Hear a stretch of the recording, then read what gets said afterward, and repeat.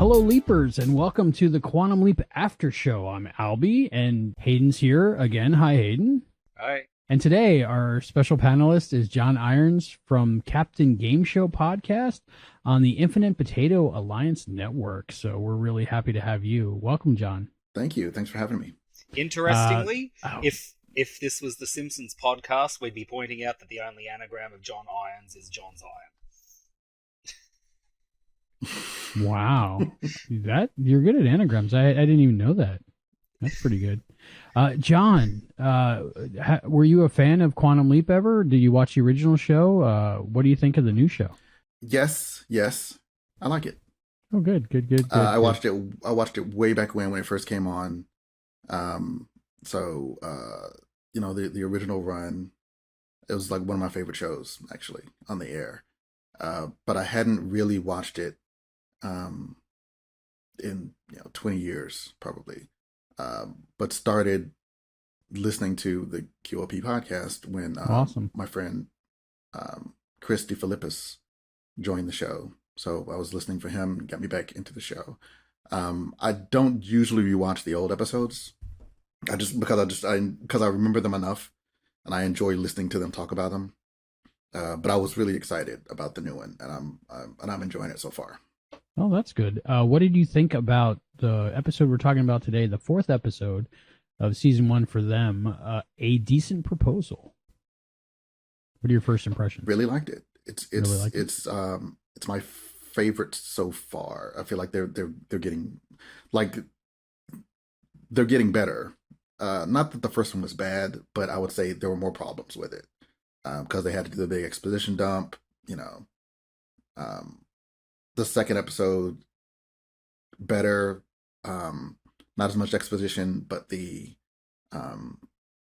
leap section and the dealing back at the facility section, there was a little too much for my taste. A little too much, CSI chase down the flash drive. The third episode was very good, and I feel like this episode was better because they've laid the groundwork and they can just build on the relationships and the emotional story without having to explain everything. It does feel like they're getting less exposition every time. Yeah, mm-hmm. I really liked the third episode more than the first two, even though I enjoyed the first two just because it was Quantum Leap, and Quantum Leap was back. But I'm not sure if they're finding a better groove. I know over the first episode, obviously, or if I'm just learning myself what to expect and not to expect the old show, but the new show, probably a combination of both. But yeah, I totally agree with you, John. So this episode was about a bounty hunter. So it was Hunting We Will Go Part 2, maybe. Hunting We Went. A hunting we went. A hunting again. We're going hunting again. For Albie, I've got to stop you. You're just too distracting. Do you know your bra strap is showing? Oh, I'm sorry. That's just the style, man. Yeah, I'm glad I'm not wearing pantyhose. I don't think I could handle that. See, I don't even wear panties. I didn't realize that women stopped wearing pantyhose until she said, I was like, oh yeah, I guess that's not a thing anymore. Yeah, there used to be like plastic eggs with pantyhose in it everywhere, and now when you see them, it's like, what is that? It's kind of weird. I guess those things just fade away. I'm glad I didn't have to wear them. This episode kind of reminded me a little bit I didn't have to wear them. I chose to wear them, but I'm sure he'll be in pantyhose in a future episode. So, but luckily, it's from the torso up here, so I can just say I'm wearing pantyhose next time. This episode seemed a lot like the beginning of MIA to me, a little bit, is where he was kind of like a cop dressed as a woman. I don't know. I just got those kind of vibes, that feel. But of course, bounty hunters. See, I got What Price Gloria feels from him. It really felt like he was about to punch that guy out. Just from, look, I told you no, leave me alone. I'm waiting for someone. Get out of my space, or you're going to find some of my stuff in your space which you don't want. So, yeah. So I was getting Stuart, What Price Gloria feels because Sam pretty much punched out every guy that he came across in that episode. Yeah, he ended up punching him in the parking lot. And that was a cool callback to the previous episode. Have you been doing boxing in your spare time? And Ben's like, yeah, actually. So I thought that was pretty cool. But it's interesting because you would think kind of what they established in the previous episode, where it's supposedly he's got all the traits of the Lee P. You'd think he would be a bit weaker being in a woman's body this time. So I think this is backing up the theory that I was saying last time, that it's not a mind leap like some on the main show have been coming across. It's more a merging of the two bodies. You just end up with the best of both worlds. So he can he can use his own strength when he needs to. But if he leaps into someone stronger, then he can use that one. I have a alternate theory on the mind-body thing. I don't think it's just mind or body, like, because we don't know really what the deal is. Spirit is also an option. So I think Ziggy and the computer and all that, they track the mind, but I think it's actually like the spirit that's leaping. So that's how Sam was able to stand up when he had no legs, was because it's like a whole astral projection thing, and how he's pregnant but not pregnant and all that. So he's, I think he is in the body of a woman, and she's a bounty hunter, so she's probably strong enough to punch a guy out. Yeah, and a tough woman because she's a bounty hunter. Yeah. But I also think there might be like some psionic extra oomph as needed. It is at times very supernatural, the quantum leap. So that's definitely a possibility. Only Deborah and Don know, I guess. And when you ask them, they don't know. So. And they ain't telling. No, they're keeping it a secret till the end, I think.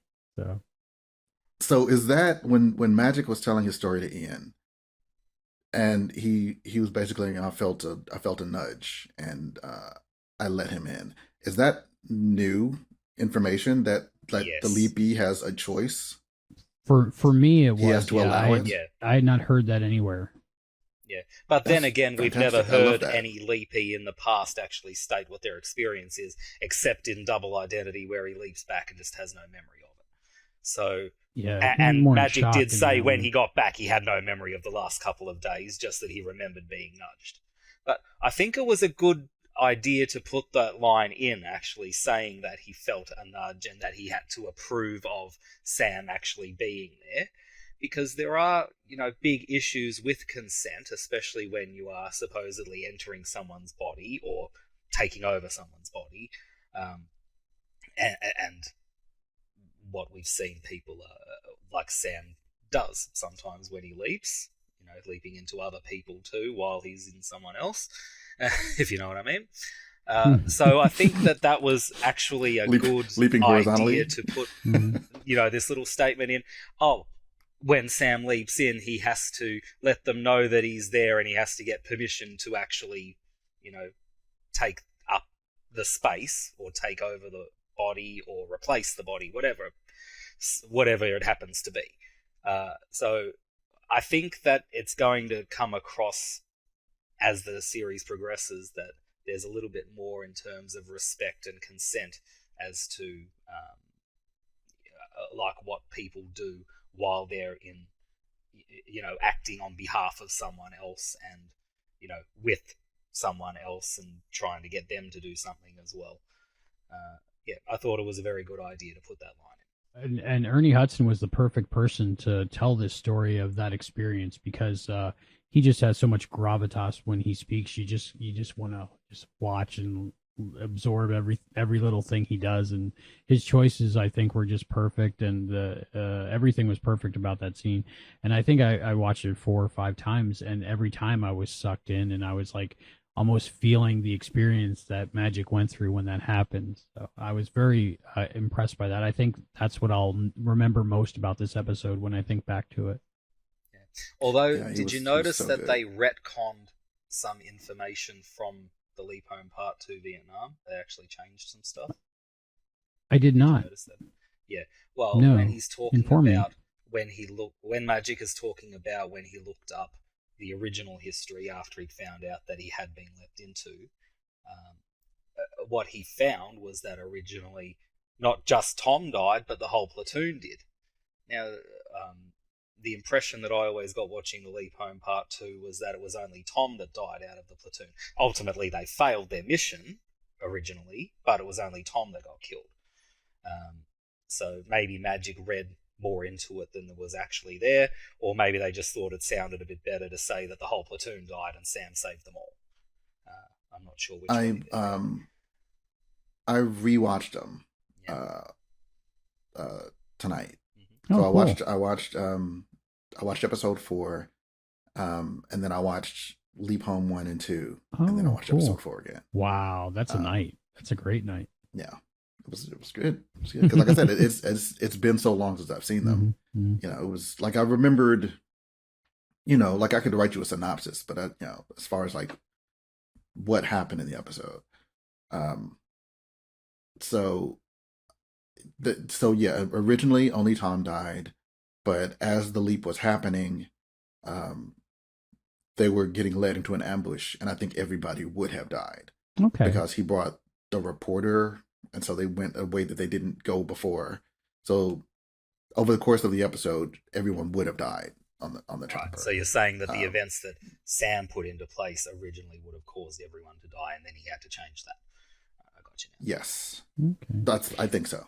Yeah, I didn't notice it, and I just went with it when Magic 2, when he said it, I was just like, oh yeah, they must have. It didn't bump me at all. So did you, when they showed Magic talking about it, when they showed the flashback, they didn't show his face, so you didn't see original Magic? No, we did. We did. I saw the reflection of Chris Kirby in there. In the reflection, but like when he was doing stuff, like they didn't show. Oh, I get what you mean. Now. Yeah. They didn't show Sam doing. Yeah, the stuff they didn't the show Scott. Yeah.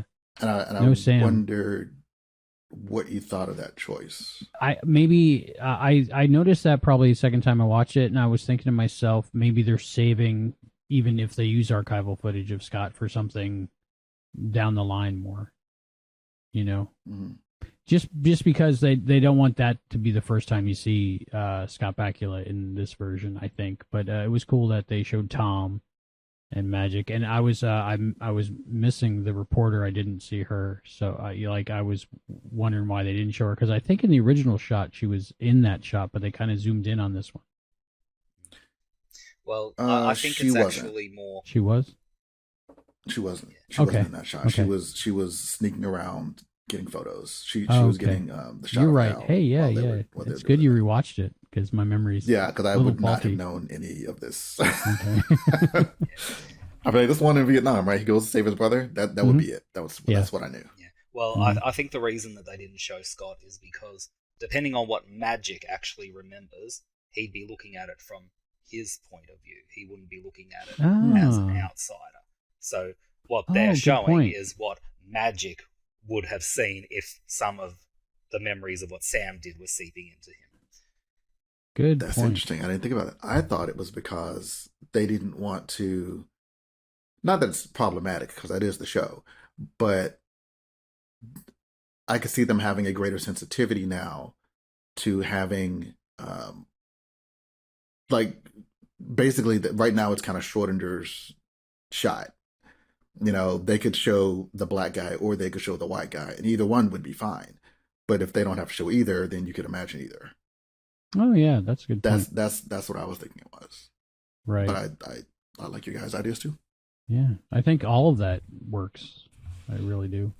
You know, we got that one frame in this season on Quantum Leap of Tom, Sam's brother, and you know, we were all like, at least me, I was building in my head, this is going to be, you know, the Leap Home Part 2, Vietnam Part 2, and they were going to like really go back into it, and I was like, are they going to get Chris Kirby or are they going to get, you know, a third Magic or something? Is this story going to be about Vietnam? And it was just a couple of archival clips, but it was good. It was good. It wasn't what I was expecting, but I really appreciated it.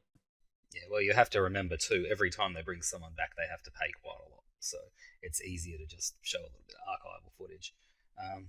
What was I going to say? It's interesting that Magic actually did remember what Sam looked like.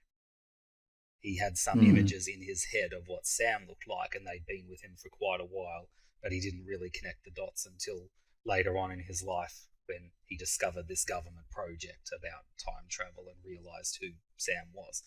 I'm just trying to think where he would have actually seen Sam. The only thing that I can think of would be in the waiting room. He must have seen his reflection and seeing Sam looking back. But because if he was remembering stuff from Vietnam, then he'd just be remembering what's coming through Sam's eyes, and Sam's not going to see himself. That's true. My brain went to like the Swiss cheese mixing of personalities of the two people and residual memories or something. Yeah, unless he's talking about the nudge, and like he actually saw Sam during the nudge. But I think it must be he's remembering something from the waiting room. But that's just my take on it. This episode, it had a lot of good things in it and a lot of different things, and I didn't take a lot of notes for this episode because it was just like, it was a fun episode. Like, things happened in this episode. The Magic backstory happened. We got a little bit further on the, Janus plot and what's going to happen there. The biggest thing, I think, was Ben and Addison's relationship, and Ben remembering that Addison is his girlfriend. So that was a big thing, and that had me crying at the end of the episode. Like, like happy, sad tears, happy that he remembered and happy that they can, be together again, but then sad that they're can't be together again. Yeah. Well, not only that too, but remember, it was established, at least in the original series, that when Sam leaps, he gets more of a magnifoozling of his memory, and he will remember and forget different things every single time. So after Ben leaps, is he going to remember what he just discovered, or is he going to forget? That was one of my GTF thoughts too. Dub's up there actually deciding, no, you can't remember Addison yet. It's going to stop you from being able to do what you need to do. It's a dirty job. So yeah, I worried about that too, but I think with the serialization and the serial nature of this series, I hope he remembers. If not, it'll be another hit, I hope so too. Like I said, one of the things I like about this episode is that they are building. They're building on the episodes before, I really enjoyed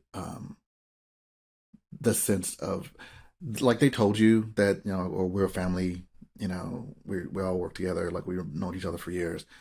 But like the performances in this one, like you really felt it. He's like, we cannot let what happened to Sam. Yeah.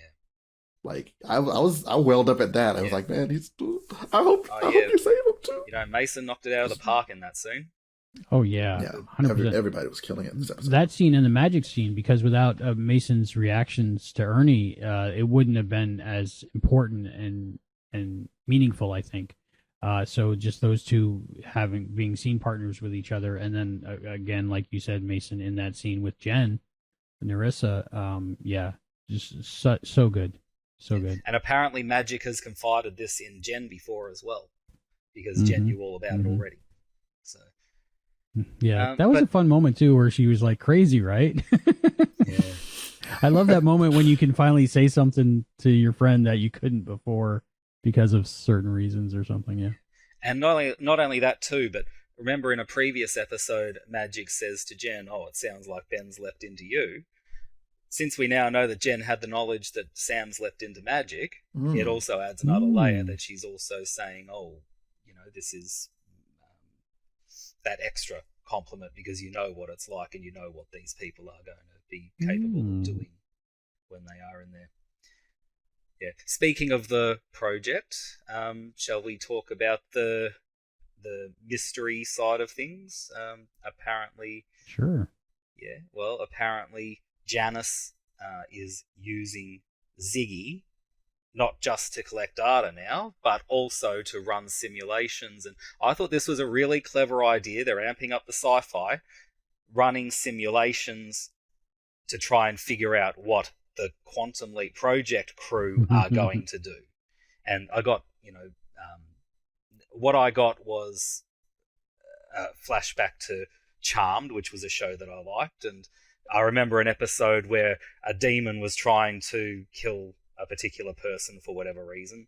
And that's every episode. Yeah, but Phoebe, because she's got the power to see the future, they were able to intercept him every time. And eventually he got sick of this, so he went and found a seer, which is a demonic person who can see the future, and asked, how do I fight someone who can see the future? And the seer says, well, the only way you can do that is to also know the future, because then you can predict what path they're going to take.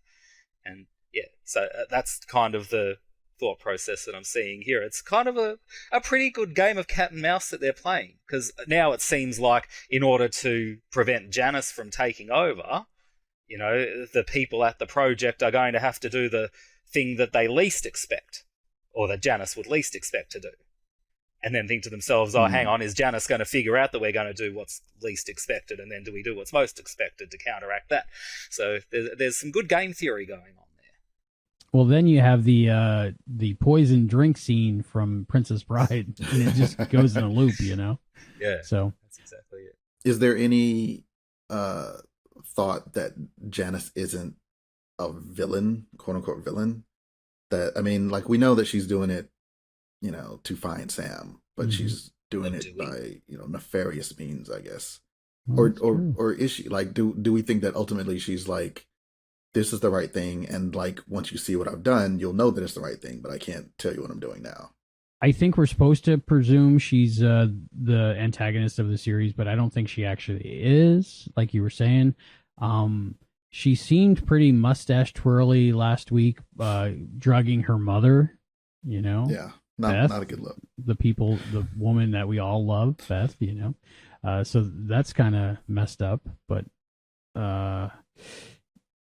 yeah, it's very confusing, but I think it's supposed to be. So, did you guys watch Timeless? A little bit. The series Timeless. Mm-mm. Okay, I recommend it if you haven't yet. It's really good. It's basically Team Quantum Leap as a team, isn't it? Yeah, it's really good. Like, if you like Quantum Leap, you'll like this. But it had a beginning, middle, and an end, so I recommend it. But part of it was people that you thought originally were antagonists ended up, they were actually people that were doing, trying to do good. So I think that's kind of a little bit what's happening here. But then who is the antagonist for real? That's the question. If there is one. Does there have to be one? Yeah. Yeah, I suppose there would. I mean, I guess it depends. There'd be no story without an antagonist. Well, I mean, if it's an event and not a person, like if there's just some problem, event, and some cataclysmic event, and people are trying different ways to solve it, it might be that. I don't think we saw Janus this episode, did we? Not at all. They mentioned her. She's just doing her evil things of evil at the moment. Her being in the computer and using the hand link to interface with Ziggy and all these things. A problem that I did have with some of that logic was, like, Ian couldn't cut Janus out of the system, or like, isn't Ziggy a computer, even though it's a super advanced, parallel hybrid computer, but doesn't she have an Ethernet cable in the back that Ian can just pull out or something? I mean, that's how computers work, right? I know they said if they rebooted the computer or Ziggy, it would take 2 weeks, which I don't understand that either. But because, I mean, usually the faster the computer is, the quicker the reboot is. But maybe they meant like reformat. It also depends on how much memory there is in there, though. Can you imagine the petabytes of RAM? Probably. Yeah, nah. Oh, fun fact, just something off topic, but you reminded me. Just an interesting fun fact: when people like big companies or big research organizations need to transfer very large amounts of data, how do they do it? Physically? Yeah, they actually post it. It ends up quicker to put it on a stick and then post it than it would to try and transfer it online. Still, if you need it done by a deadline, absolutely. Yeah, that was the whole theory behind what started Netflix, and that it was faster to send a DVD through the mail than to download a movie at that time. So no, we don't know who the big antagonist is, but we all suspect that that Janus probably isn't, because I mean it's Al's daughter. If she's the bad guy, I mean that's kind of messed up. I think we've got to remember that Janus isn't in her right mind, at least according to Beth. So there's a good chance she's going to do what she believes is in the greater good, but then find that she's actually quite misguided, perhaps. Like, she might think, oh, well, if I can prevent Sam from taking his first leap, for example, my dad isn't going to end up spending his 30 years of his life obsessing over losing Sam. But if she does that, she also prevents her Al from marrying right? Beth, because Beth will leave him and move on, and she'll erase herself from existence. So I think we also have to take her mental state into account, because there's a good chance that what she thinks is the right thing might be the wrong thing, and cause something worse than what she'd intended. So her motivation might not be for something for herself, but like to save her dad from what her dad went through, not realizing that he's actually got the best timeline so far that we've seen already. Okay. I can see that.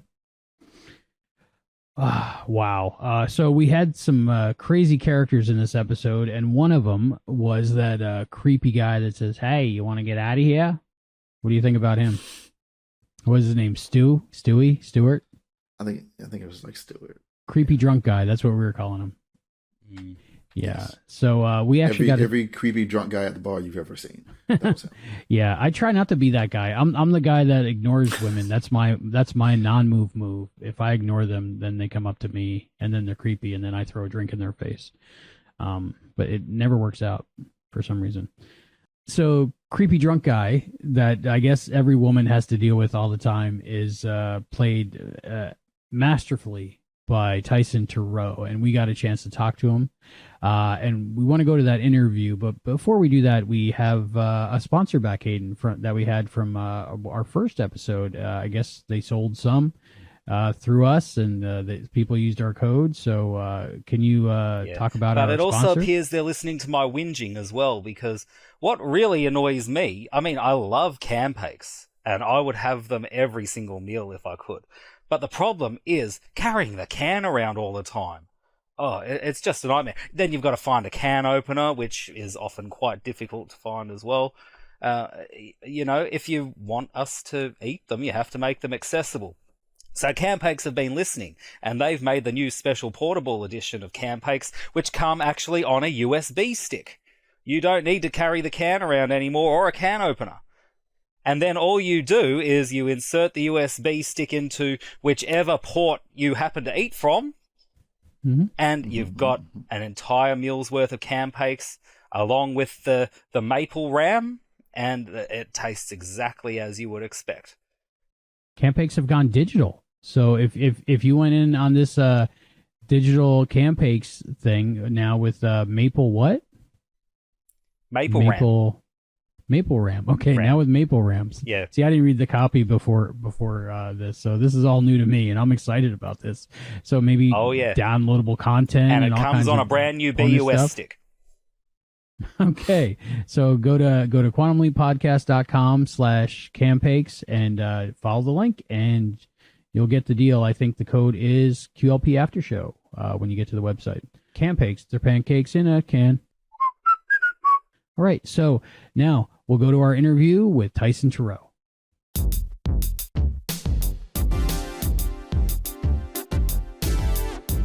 Hi, welcome to the Quantum Leap podcast. I am thrilled to be bringing to you the latest interview with a member of the cast of the new series of Quantum Leap, Tyson Turrou. Tyson, welcome to the show. Thank you so much for having me. I really appreciate it. Now, we've just seen Tyson in the latest episode aired tonight, A Decent Proposal, so we are going to be talking about that. But first, I'd really like to understand a bit about your background, how you got into acting, some of your past projects. I really want to ask you about Loners in particular, but what can you tell me about your history to date? Well, I grew up in a small town in Colorado, and I sort of fell in love with film on the set of Thelma and Louise.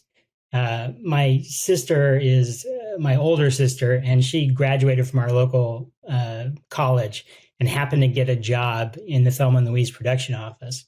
So when I was 12 years old, I was on the set, and Ridley Scott directing, Gina Davis and Susan Sarandon, and they took over this tiny little town in eastern Utah, smoke blowing down the street, wetting the street down, neon lights, and just automatically I knew that this is what I wanted to do with the rest of my life.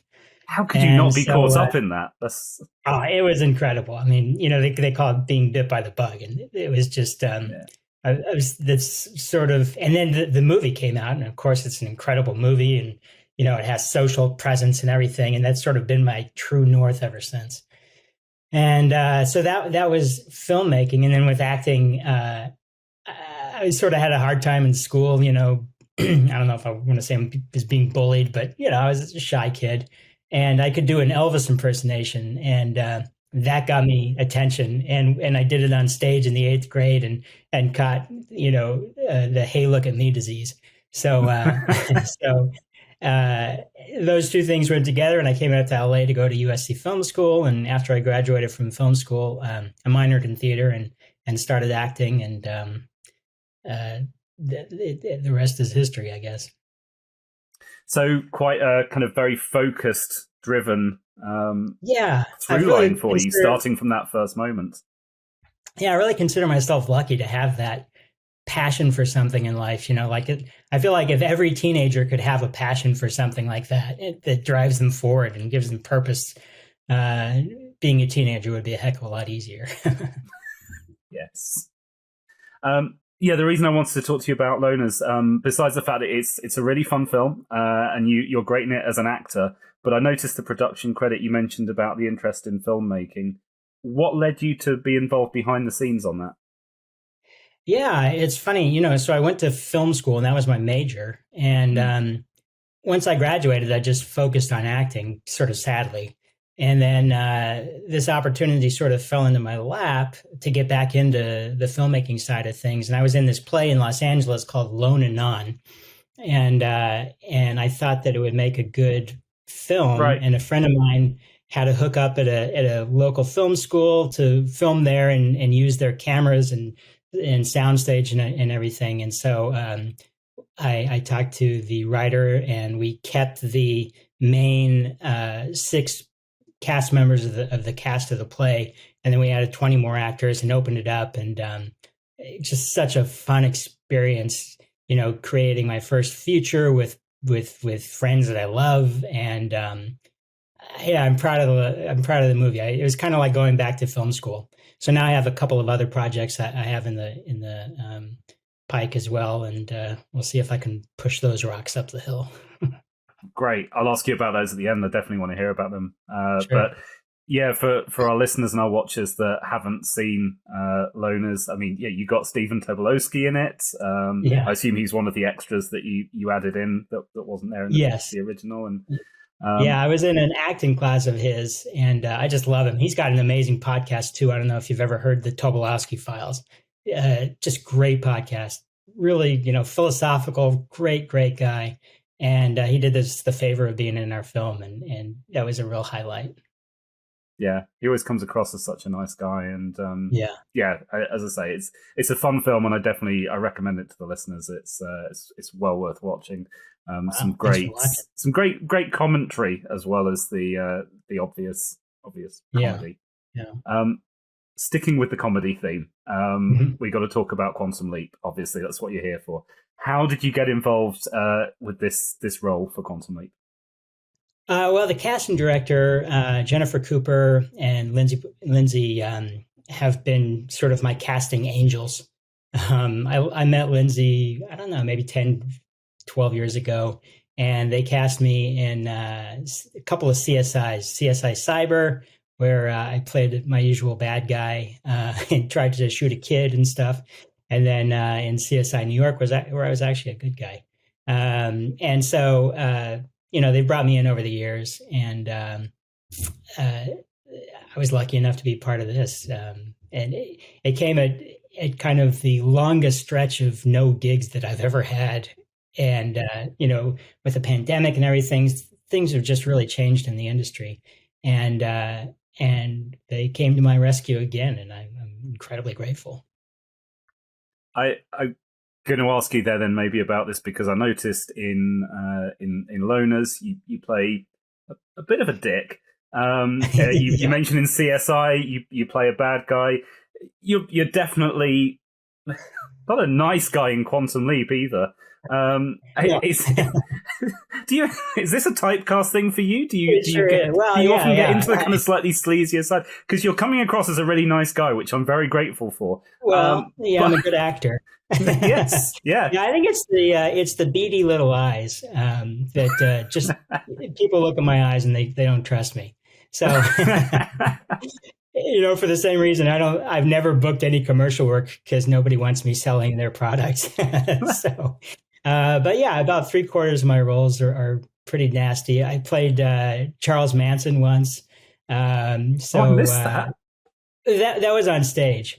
Oh, okay. Yeah, and Ku Klux Klan members, and just as nasty as you can get, I've done it. So it's fun to be a character actor. Yeah.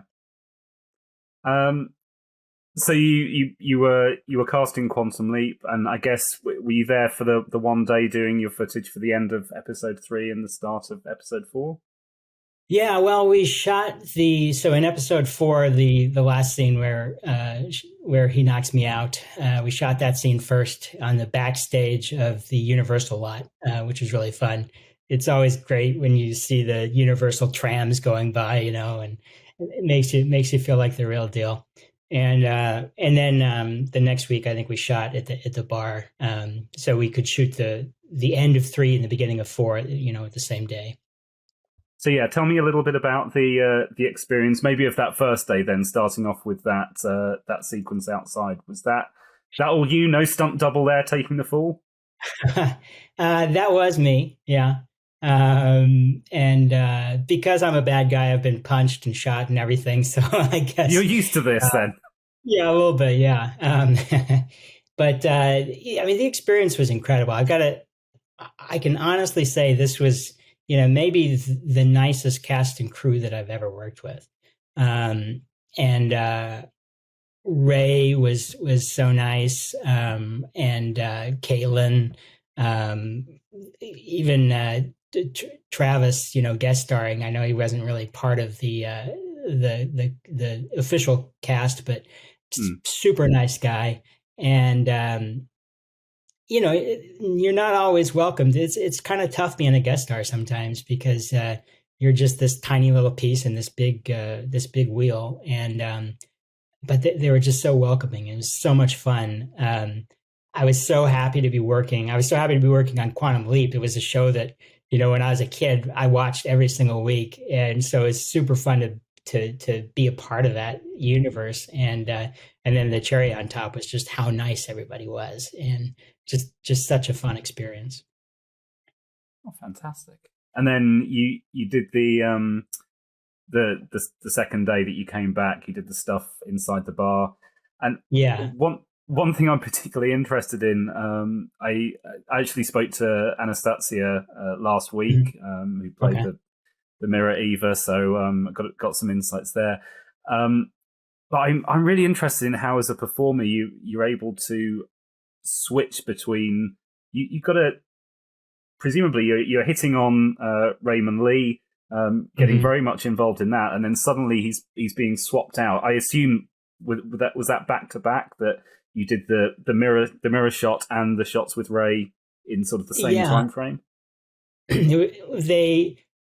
What they eventually figured out was that she would just hide below the bar.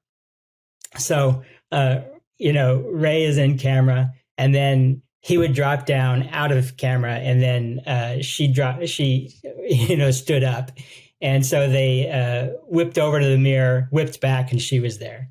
So that was all in one. I assumed the whip was to cover up a cut. That was just all. Yeah. They tried crossing it first, but then they realized they could just go up and down. And so that's one way of doing it. I know, it was fun. There was a slight little pause there, but it was just a practical effect. Yeah. Yeah.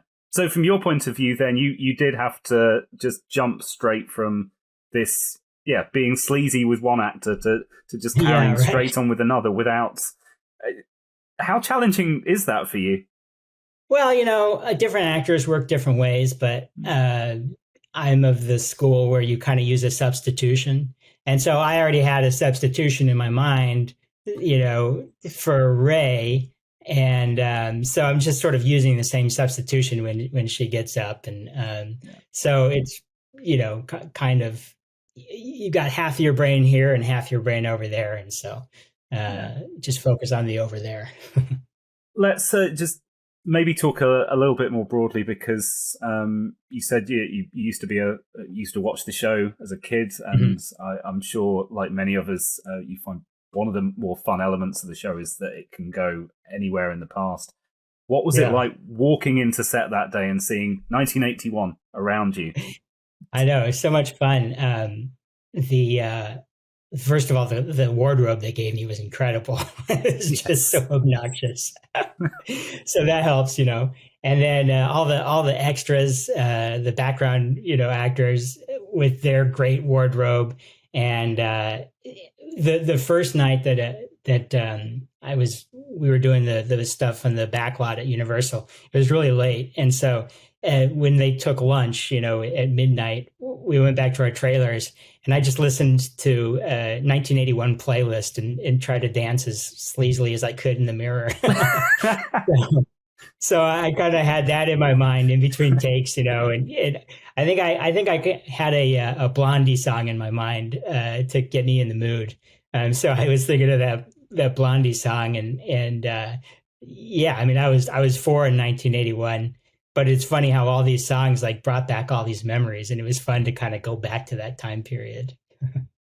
Yeah, I was 1 at the time, and I had the same experience watching the show. Because I don't know if you've seen it yet, but they use a lot of era-specific music in that episode. And, I know. I was surprised. They must have a huge budget for music. And it's funny. We were watching the end of 3 with my wife and daughter in our hotel room in New York. And Don't You Want Me Baby came on, and that is my wife's and I duet karaoke song. Oh, so, fantastic. Yeah, so it was really fun to hear that. Yeah, that's and coming in at the end of episode 3, such a serious episode, then just to hit you with that song in that nice change of pace. Nice change. Yeah, massive tonal shift.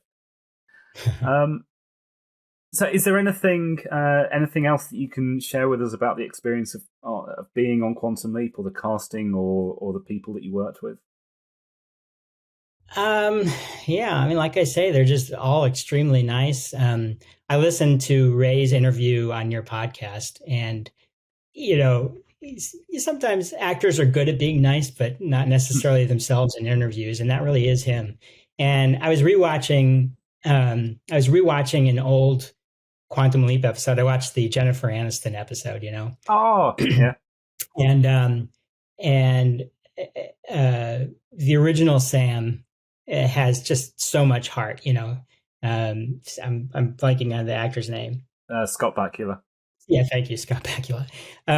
He has so much heart, and I love how the show, it really took time. The original took time. There's pauses and stuff. They let the actors think, and that's not really something that happens much in network TV now.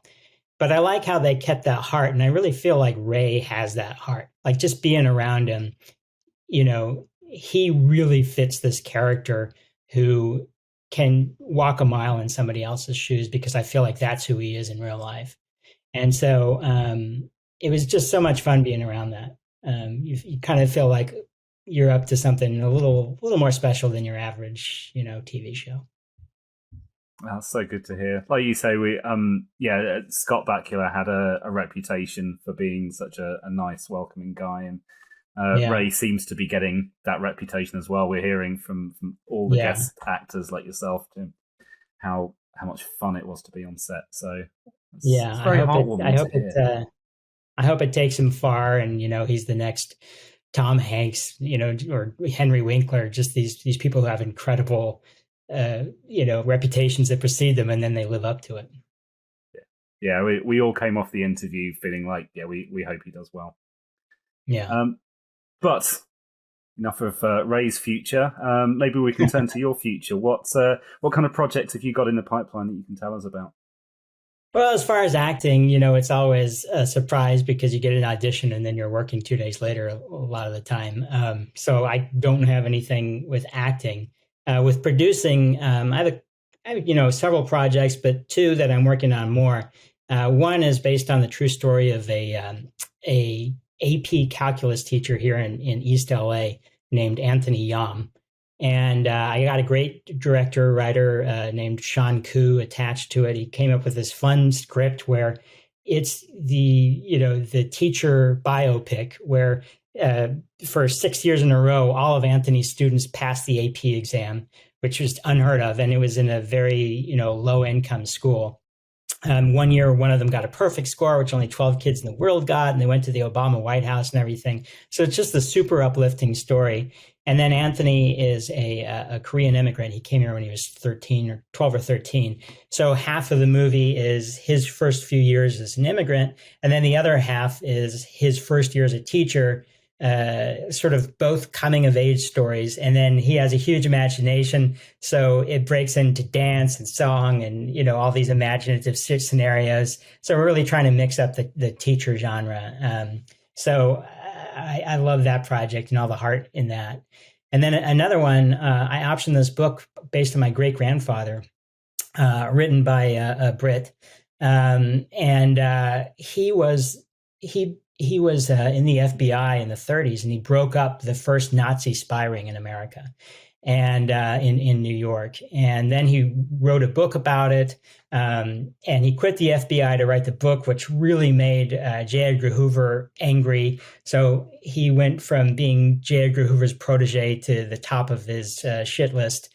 And the book was about the case in this world famous trial. And then Warner Brothers made the first anti-Nazi movie based on the book, and Edward G. Robinson played my great grandfather. It's called Confessions of a Nazi Spy. It was sort of a seminal movie in 1939, I think.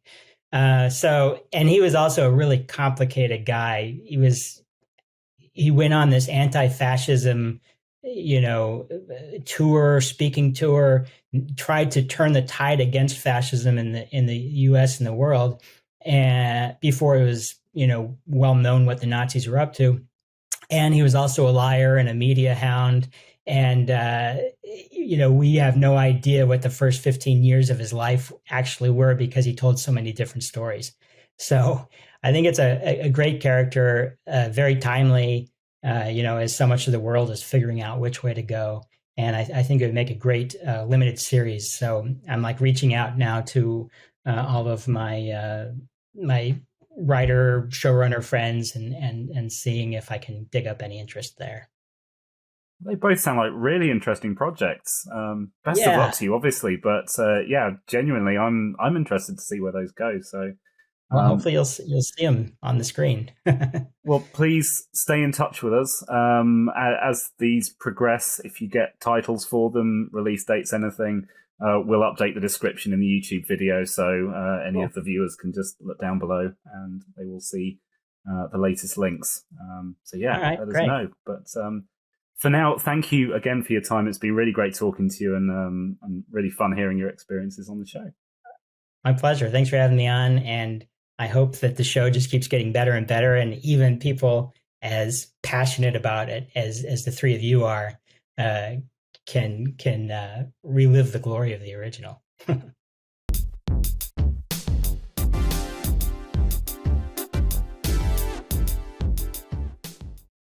Wow, Tyson Turrou, that was cool. We're back. What do you guys think of that? Well, I can't tell you how much we appreciate it.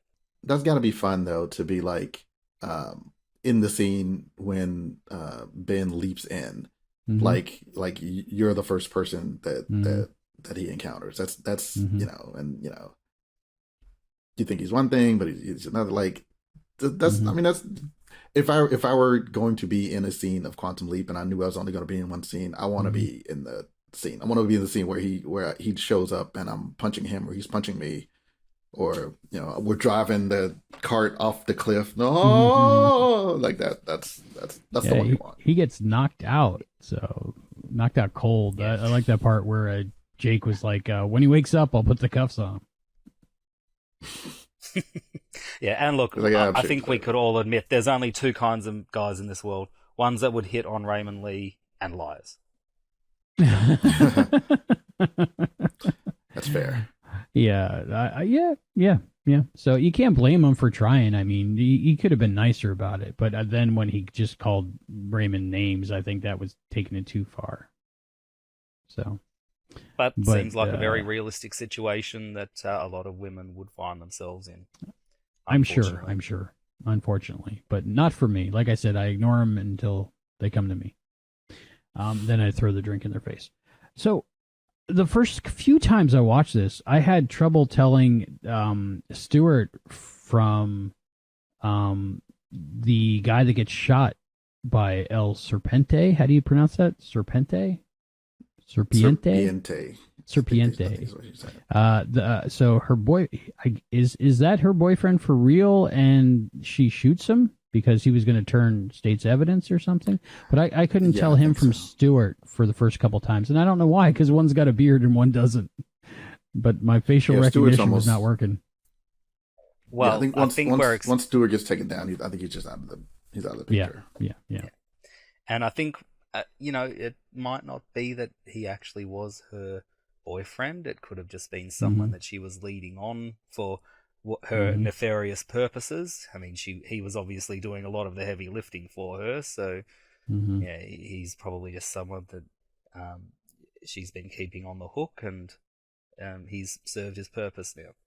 I thought Sophia Perez did a really good job as Tammy Jean. I did not see that swerve coming. I really bought who she was, like, oh, what's going on? It's parking tickets. Oh, here's $523 when she's got like $1 million in that suitcase. I just believed her the whole way. And then when I rewatched the episode, I was like, wow, she is so good. So good. Did you see that coming? Did you know she was going to be the actual leader of El Serpiente? I did not at all. I feel like once it happened, I'm like, well, I should have seen this coming. I feel like it should have been obvious, but no, I was completely. She would have. Well, I mean, when she started bringing out the crocodile tears right at the very start, I'm like, yeah, you can't trust this one. She's probably the one that's in charge of the whole lot. I figured that she was lying. Like I knew that that she was fake crying because she wanted to get out of the deal, but I didn't know that she was evil. Yeah, I didn't know she was going to shoot somebody. I just thought she was trying to get out of getting brought back to jail.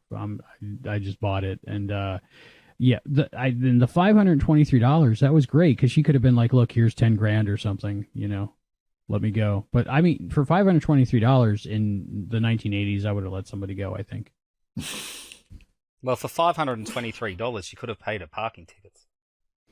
That's true. Why didn't she? I don't think they were letting her, right? Because the cops were trying to make it look like she was helping. I just figured she was just like, that's how they got Capone. Tax evasion. Right? I figured she just parking didn't tickets. care. That's how they took her I down. run this town. I park wherever the hell I want. Yeah. Have you guys ever had parking tickets? I've never had a parking ticket. I had one speeding ticket, but never a parking ticket. So they had parking tickets, yeah. Yeah. I live in D.C. I've got a few. Yeah. See, I never had a speeding ticket, though. Yeah. Oh, I had one, but then after that, I slowed way down. I also get speeding tickets. It could just be that I'm a bad driver. That's a possibility. Well, D.C., I mean, that you can't find a parking space, probably. Yeah. Well, you get demerits for speeding tickets, whereas with parking tickets you don't. So that's why. So do you guys get the camera speeding tickets, or No, not here. I live in Florida, so it's basically suburbs and suburbs and suburbs and retirement suburbs. So there's people going slow and people going slower. So, and there's plenty of places to park. And the Trumpers are going the slowest. So many ways. So many ways. Backwards. Yeah. So yeah, I really enjoyed that storyline, and I enjoyed her performance because, like, even though I know she was lying on top of lying on top of lying, I still believed her every time. Take off your rose-colored glasses, Albie. I might have had a little crush. There was that Texas twang accent she had going on there, which I didn't catch until a repeated viewing that she did grow up in Texas, her character. But I just enjoyed that. Might have had a crush on her. How did she break out of her handcuffs? Because I figured that out the fourth time. Yeah, how did it happen? So when they said, when Jake was like, no, and take her out of here or something like that, Ben moved her to another place, and it looked like it was made out of like pipe that usually has a thread on the end. And then you see just for a couple frames that she's actually loosening a pipe. So I think that's what happened. Because the first few times I watched it, I was like, how did she get out? Why did moving her do that? But then I saw her do a couple turns, and I was like, oh, that's probably what it is. You know, could be wrong, but that was my take. She did a good job, but I think this is probably the fault of the writers. But I picked it straight away. So unfortunately, I don't like when I can predict the ending. So, yeah, although I did like how they got out of her holding up the guy at gunpoint at the very end, shooting the metal briefcase with the taser. Yeah, I thought that was quite clever. Yeah. Chekhov's stun gun. Once we saw it in the beginning, Chekhov's stun gun. Once we saw it at the beginning of the episode, we knew they were going to use it, and they showed it several times before before Ben actually did. So, but I thought they were just going to like stun her. I didn't know they were going to stun the suitcase. That was cool. Did you guys notice when she opened the case and all the money was in it? It looked like all money from the 1980s, but there seemed to be one bill in there that was like modern day $100 bill, and it just looked strange to me, and I wondered why that was there. Like, they wouldn't do that mistakenly, would they? I did not see that at all. All your American money just looks green to me anyway. I hope that didn't sound racist. That's true. I mean, I have some Australian money. It's plastic and see-through and purple. It's pretty cool. And different colors. I can actually tell them apart, you know? Yeah. We have purple fives here. We have purple fives. Hang on. Our fives are purple. Do I have any notes on me? I've got... No, I don't. But they're plastic, actually, hang on. I do. Right? It's so rare that I carry any kind of cash anyway. He's wearing pants. We actually do have a green one, though. This is a $100 note.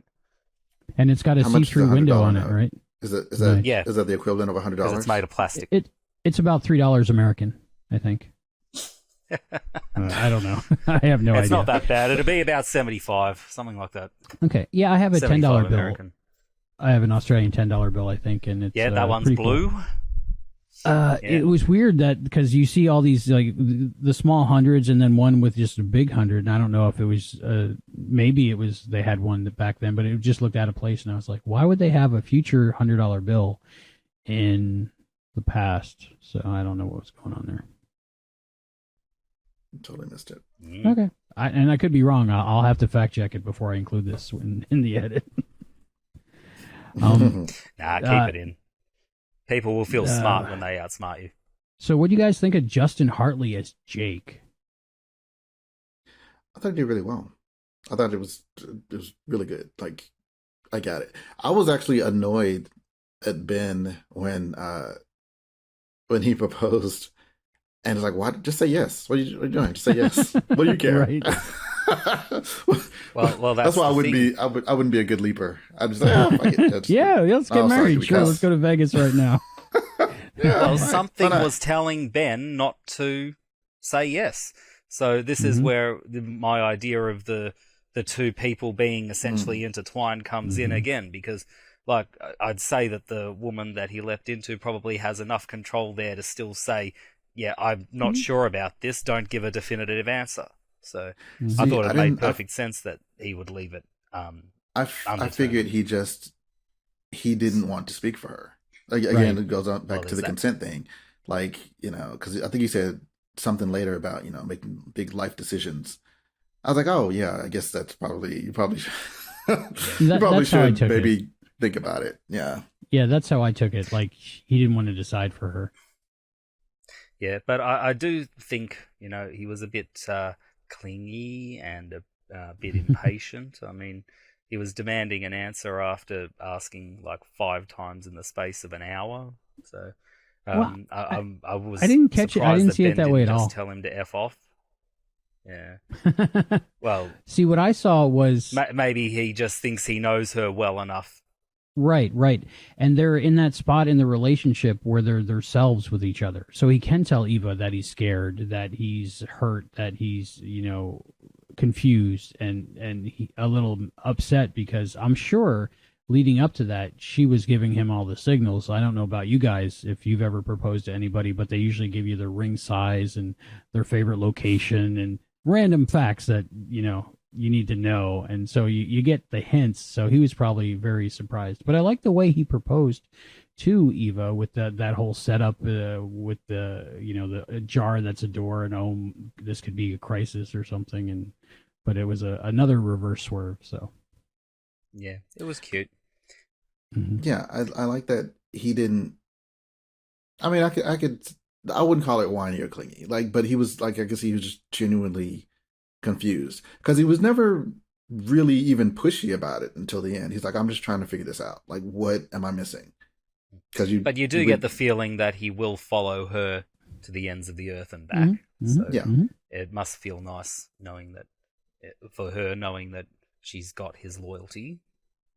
He was in love, I think, and also you see him processing and like thinking it out loud while communicating with him. I don't know, like in relationships, even when you're like fighting with your partner or arguing with your partner, that they're still your person, so you're having them help you figure out what's going on while it's going on. And I think they handled that expertly. I think that was great. Mm-hmm. Well, I just like the fact that Ben came to the epiphany that, oh, I have a girlfriend and I've hurt her badly. Is she mad at me? Seeing what Jake's going through. It's, I think, backing up my theory that maybe, Ben isn't as empathetic as he comes across, at least not usually. I think we talked about this when I spoke to you about the last episode, but, Yep. I think that this is a journey for Ben for some self-growth as well. Okay. Because he's willing to act selfishly and without discussing things with his life partner, and going behind her back, several times to write this code with a woman, and you don't know what he's getting up to with her either. I'm sure it's passed Addison's mind. And he's saying at times, I know I shouldn't care, but I do. So he's it's coming across that his environment and his experiences have taught him to be selfish, and I think that the fact that that's kind of stripped back from his amnesia is helping him in his alpha state to build up that empathy and become a better person too. Yeah, I do like the fact that yes, he's obviously a good person, but he's not coming across as that Boy Scout Sam Beckett light, as I think we had the danger of. Albie's just like, I don't agree with you, but I can't think of a reason why not. I can see it. Well, I'm observing what you're saying. I don't feel that yet, but you totally could be right. But I'm not. I haven't sensed it yet. But what I'm thinking about when you're talking about that is, I like the logic that Addison had about forgiving Ben. That either he's doing it for a good reason so she can forgive him, or he's doing it for a nefarious reason where she doesn't have to forgive him. So I like that she, again, is very logical, analytical, and she's using logic more than emotion, I would say. And I just like that character trait and I think that helps her get through it, like any crisis where she's like, okay, this or that, and this is this, so this is what I got to do. And I really like that one. That's something else I meant to mention earlier. I really like that everyone is smart. You know, like everyone, yeah. Everyone is smart. Like a lot of times, especially on ensemble shows like this, like you have to have one character explain something. Like this one character is good at one thing, or this one character is good at one thing, and so characters end up explaining things to other characters. But a lot of times on this show, and not just in this episode, but somebody will figure something out, and you know everybody else or the other person is already there. Like they've already, like everyone's on the same page. Nobody has to play catch up. I really appreciate even Ben. It is pleasing, not because he remembers, but because he's smart. Like he's like, oh, okay, so this, then this. All right, that makes sense. I really appreciate that. I appreciate it that it's not dumbing it down for the audience. It's like they're all Geordie LaForges, and you know, like Barkley's explaining something to them, and they're all like, "Yeah, that's exactly how it would be. You're right, absolutely. We'll all go with that." You know, it's great. Yeah, they are very competent too. Like, I think in the original show, it would never cross their mind that there might be nefarious purposes, but, you know, immediately as soon as Ben's been acting weird, they're like, right, we can't let him remember anything if he's going to do something bad, you know, and you need a really good level of competence in order to immediately get to that stage. You know, you don't want to spend a whole lot of time with people figuring things out or, you know, making I know that people do learn from making mistakes, but you don't want to have to see every time them having to go through some sort of mistake or down the wrong path for them to find out. You know, they do seem to be being quite proactive in that sense too. Yeah. And what you were saying about them all being smart, that is true, but I'm also seeing differing levels of wisdom from each of them. There's a difference between intelligence and wisdom, and they each seem to have their own qualities, which they are bringing to, you know, solving this mystery, which I'm also really liking. Yeah, they're a legitimately good team, and I appreciate that. And they're gelling so well together already, but because we're seeing them, you know, 6 months at least, if not years after they became a team, so they have that familial relationship. Well, don't forget, Ben and Addison apparently have been working at Project Quantum Leap for about 5 years, they've said. So, yeah, I mean, we don't know how long the whole team's been there, but we can assume that they have been working together for a very long time. Because they fell in love with Project Quantum Leap. Yeah. It also seems like, I don't know if Magic was the one who chose everybody, but it does seem like the team was handpicked. So, like anyone who was brought in already knew at least one person. Like, you know, I know the perfect person for this, and they got pulled in. So I don't think they they went on LinkedIn. Super genius, can run hybrid parallel computer AI. Quantum mechanics. It does definitely seem like a who you know rather than what you know situation, especially considering Beth was high up enough in there to advise not allowing Janus to become part of the team too. So, yeah. In universe, the whole team would have to be smart enough to make this work. So they're all going to be on that genius level. But I think, in reality, I think a lot of that, what we're seeing as their character traits, goes back to a really good writer's room, is what I'm guessing. Because like on a lot of shows, they might go, well, it'll serve the story in this point, and people, whatever, you know. But I think I see in my head that the writer's room is actually sitting around, no, because this would go like this way, and we have to do it this way because that's what would happen. And I just think you got a lot of competent writers and producers coming up with this story, and they care. I feel like they care if it makes sense or not, because it so far it's made sense to me. Yeah, I'm surprised that we didn't get a lot of comedic moments, especially from the fact that this is, you know, Ben's first time being a woman.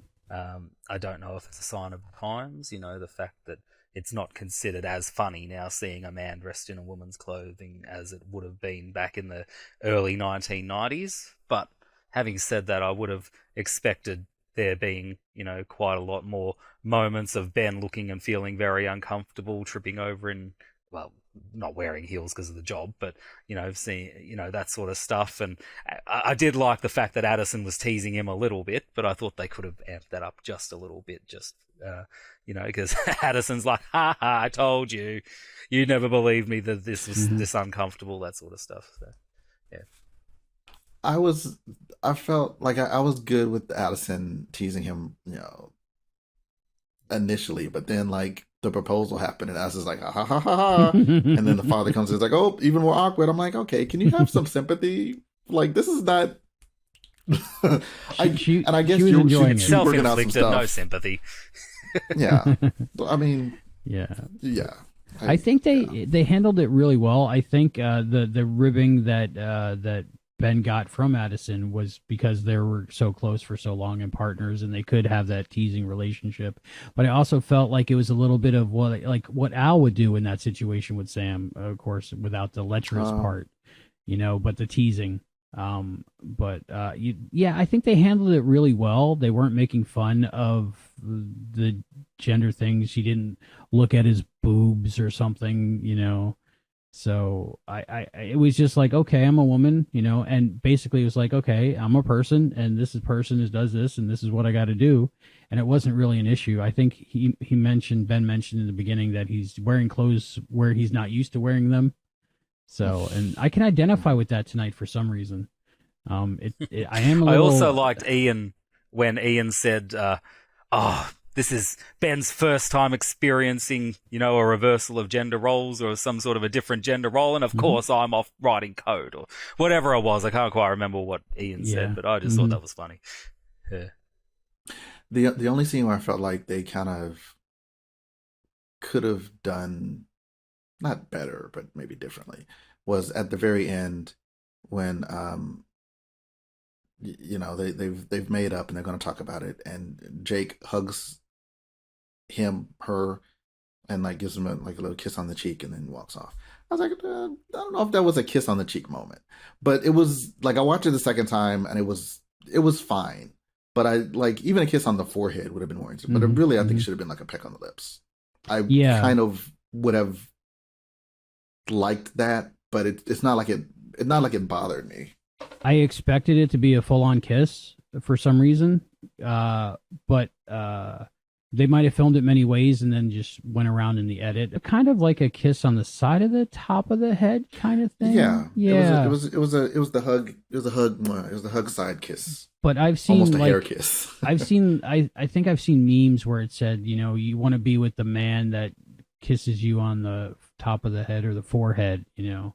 My thought is, in reality, they're wanting people to learn from the show, and if you turn people off right away that might not be capable of accepting how reality works, then they're not going to learn the lessons they need to learn in future episodes. So maybe it's something they're going to work up to.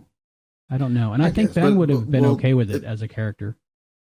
I think Ben would have been okay with it. And not like a deep, passionate kiss, but but something. We're gonna be fine. Yeah.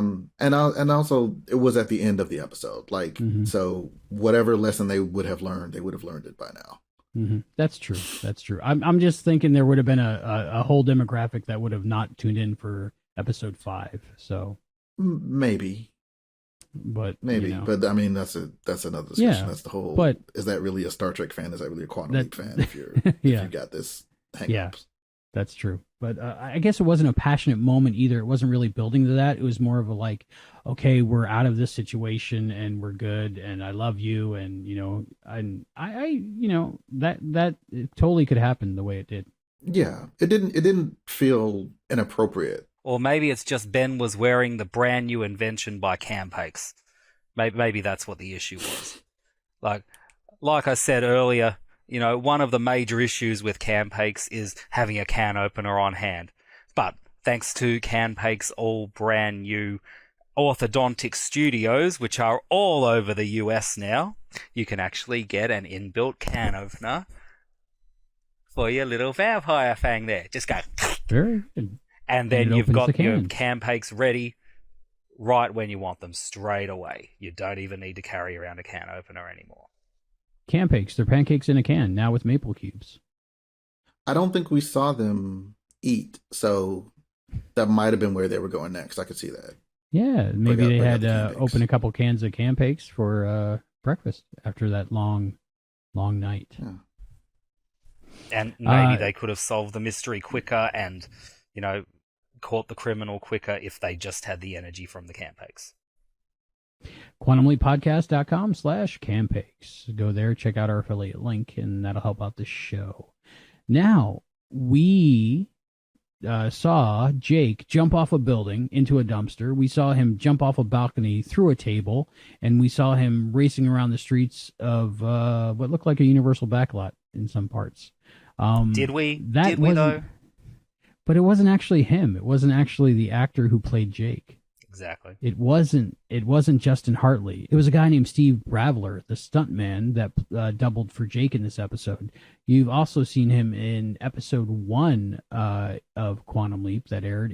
He was in the scene in the jewelry shop where Horace was showing off the faux Hope Diamond. He was like the muscle that Horace had in the background. The faux diamond. There you go. The diamond. Nope diamond. Nope diamond. Yeah, there you go. So he was in that as well. So he was lucky enough to be cast as a stunt person in those 2 episodes so far. And I had a chance to sit down and talk to him today, a few hours ago, awesome. And this is how it went.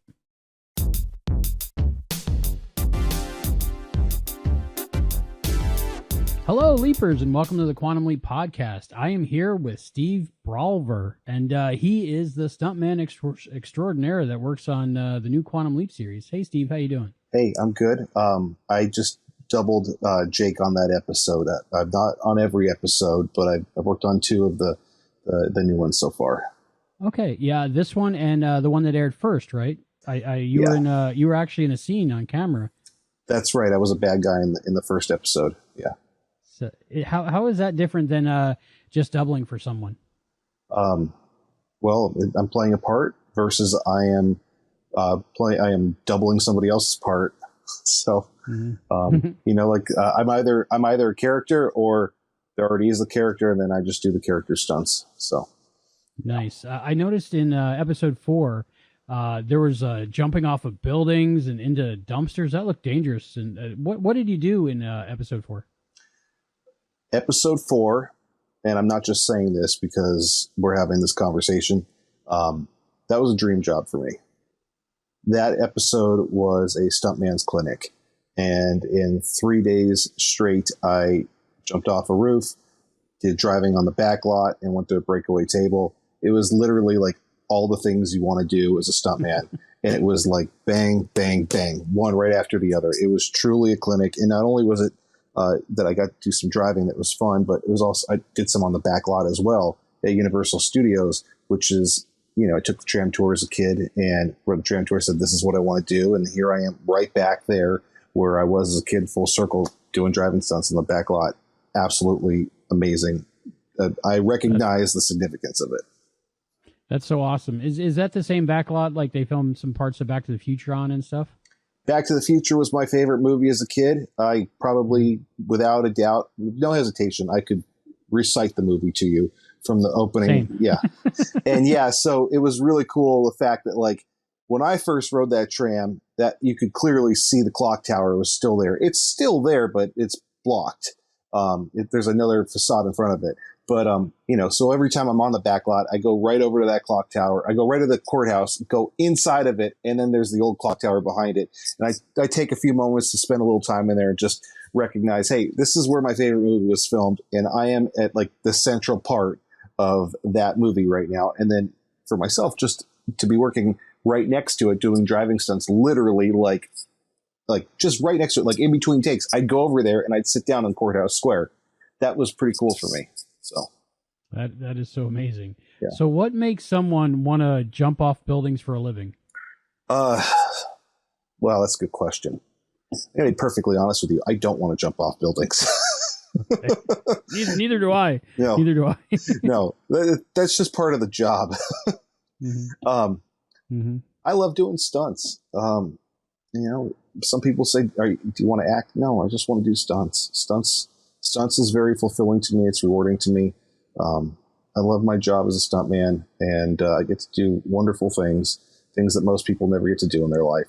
So if that includes jumping off of a building to make a living, I'm good with that. Mm-hmm. That's pretty awesome. Watching this episode, A Decent Proposal, I noticed there was 3 people, or it looked like 3 people. It might have been you 3 times. I have no idea. That jumped off the building and into a dumpster. And that shot was kind of broken up. I'm assuming because you can't really jump off a roof into a dumpster safely. So maybe, could you explain how the mechanics of that whole thing worked? I was one of 3 because there were 3 different characters jumping. Mm-hmm. Yeah. Originally, the plan was to jump off of the roof into a dumpster. That was what was going to happen.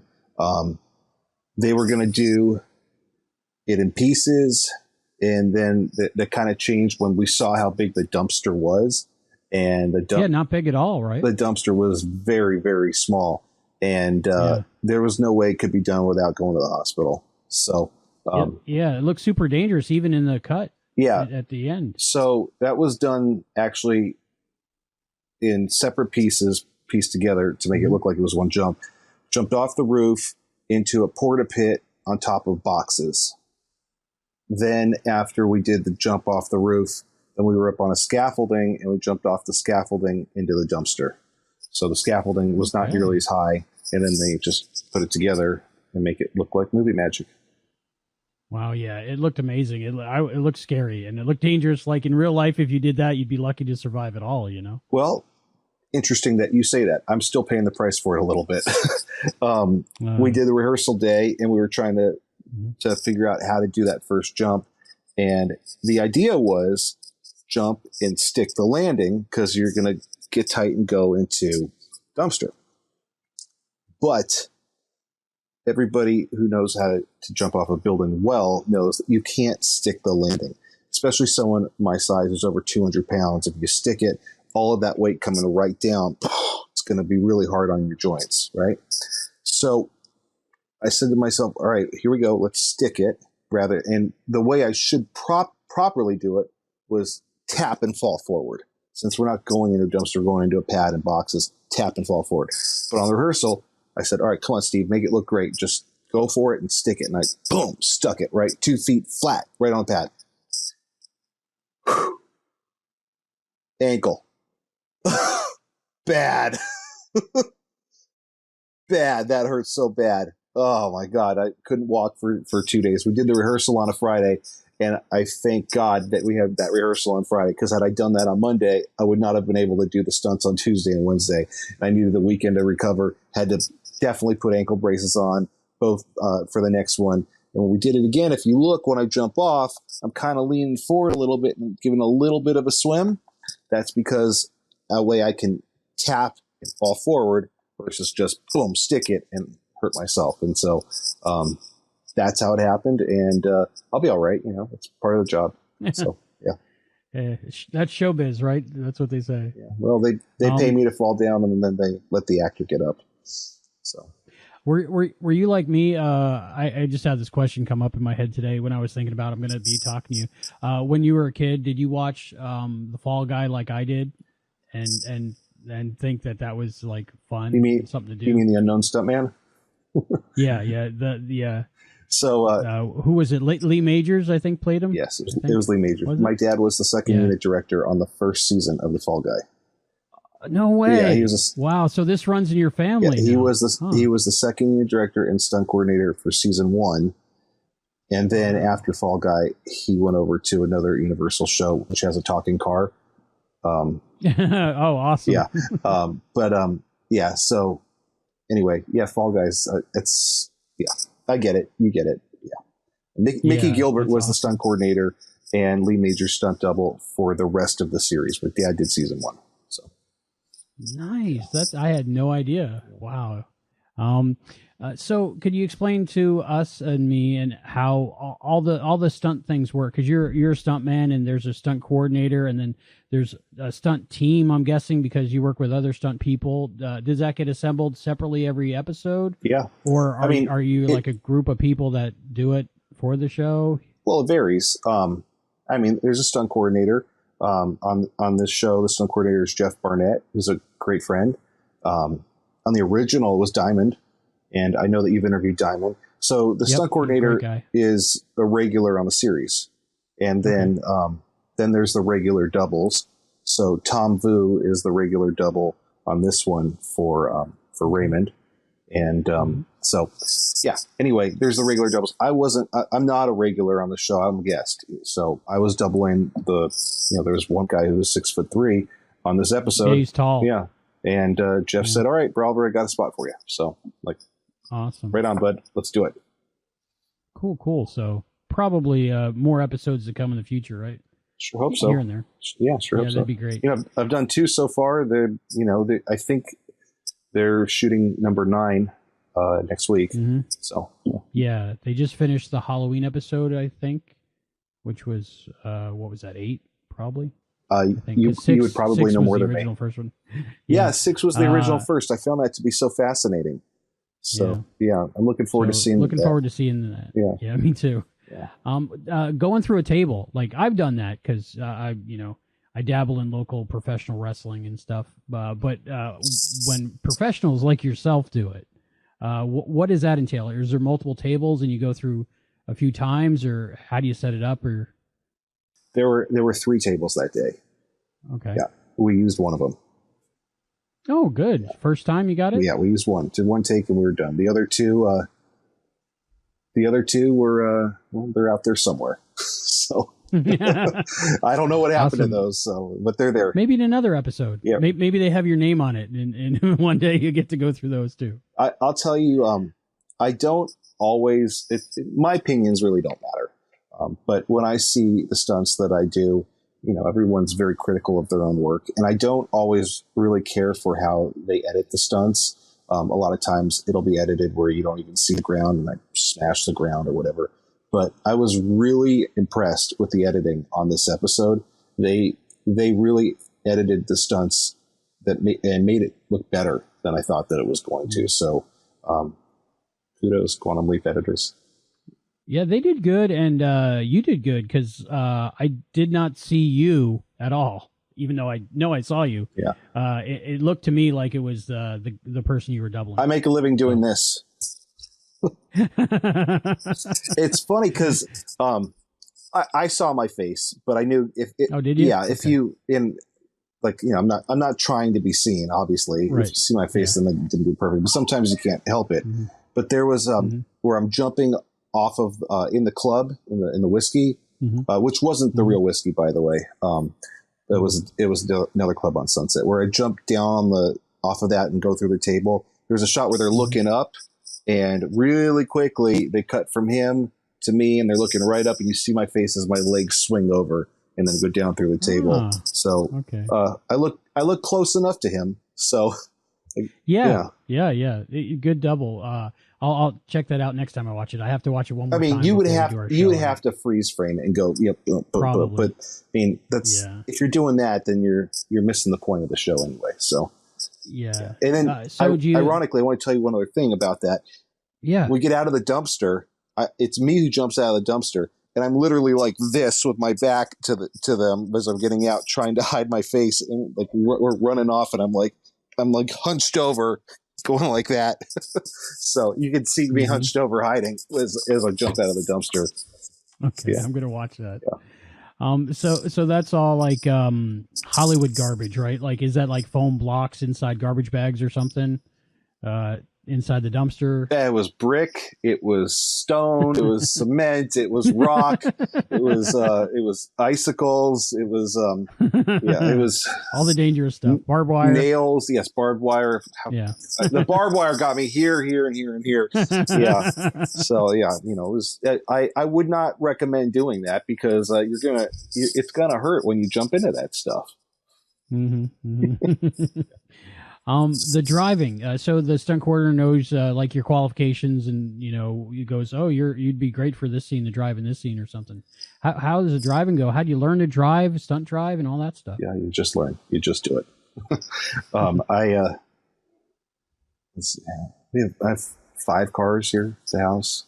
Nice. 4 of them are classics. So 2 of them are stick. One's a 67. I have a 67 Camaro big block. It's a muscle car. It's got a four-speed red. I have a YouTube channel for it, actually. If you do care to look it up, yeah, I will. 1967 Camaro versus the World.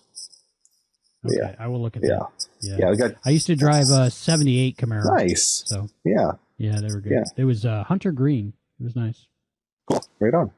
Yeah. So anyway, answer your question. You learn how to do that stuff. You get practice days. You get a track. You get an open parking lot where you know you're safe. Sometimes you rent cars. Some people have stunt cars. Some people do have cars that you can rent for doing that sort of thing. And you just do as much as you can, so you get a feel for it. So I did some driving earlier this week on another show. So I'm doing some driving next week. So I'm thankful to be doing that. It's really fun. Always working? Let's say always working. I mean, keeping busy. I've been very blessed and very lucky lately. I know what it's like to not work, and I've gone through many, many stretches of downtime where the phone's not ringing. So I'm thankful right now that I've got some stuff that I've just done, and I've got some more coming up. It's getting to do what I want to do. That's awesome. Yeah. So you mentioned your dad was a stunt coordinator. So you grew up in this business. It was like it's in your blood. Did you always assume you were going to do it? Did you always want to do it, or did it just work out that way? I want to make it clear, because the way you said that, it may have come across like he was a stunt coordinator on this show on Quantum, which he wasn't. No. And I want to make it clear. The Fall Guy season 1, and then Knight Rider. That's right, Knight Rider. Yeah. So just want to make it clear, he was stunt. He was always, he still is, in my opinion, a stunt coordinator for many shows. Did I grow up in Hollywood on set? No. I went to set a couple of times, but not very much. Dad retired when I was in high school. I wish he hadn't have, because he could have helped me further along in my career had I known I was going to do this. But he tried to keep me out of doing stunts. He said, Steve, you shouldn't do this. I don't want you doing this. And he tried to steer me towards doing other things. But I knew I wanted to be in the movie business. And I moved back to LA after I finished playing ball. And I started as a PA. And then I was trying to figure out what I wanted to do and how I was going to do it. Then I learned the extras made more money than the PAs. And I was like, well, let's get my SAG card and do that, and I can still be on set and learn. And as I was doing that, I was watching who has fun and who's miserable. That's smart. That's a good way to know what to do. Yes. There's a lot of different departments, but I realized if you want to have fun and be in the business, you're either a producer, a director, or a stuntman. Or an actor sometimes, depends. But to be an actor is a whole different thing. It's like, I'm sure actors have a great time doing what they get to do, but that's a different path, and working my way up from industry and what I want to do, and realize I do want to do stunts, and I love doing stunts. So I said, stuntmen are having fun. That's where it's at. And that was the beginning. I've never looked back. That's awesome. Yeah. Can we talk a little bit about episode 1 of Quantum Leap? What did you do on there? Very, very little. It was actually, what was cool though, was I was there for the very first day of filming. So I know they did that pilot episode in Canada, but this was the first day in California with this crew. And I was like, well, I want to make sure I see them call action and cut for the first shot. And so I did. And it was a shot that they were doing. I think Ben is running across the street to one of the cars. Then he gets in the car, and then they do a dialogue in the car with, I forget the guy's name. He had a beard. He was a guest star. Yeah. Really nice guy, by the way, because I ended up doing my stunt, call it that, with him later on. And we were in the jewelry shop, and I was like a goon, and they just had me there because I'm slamming his head into the glass, and they wanted someone to take care of him and not, someone who could slam an actor's head into the glass without, something bad happening. So yeah, it's important. Yeah. Right? So that's what I was doing that. I mean, look tough in the background and then.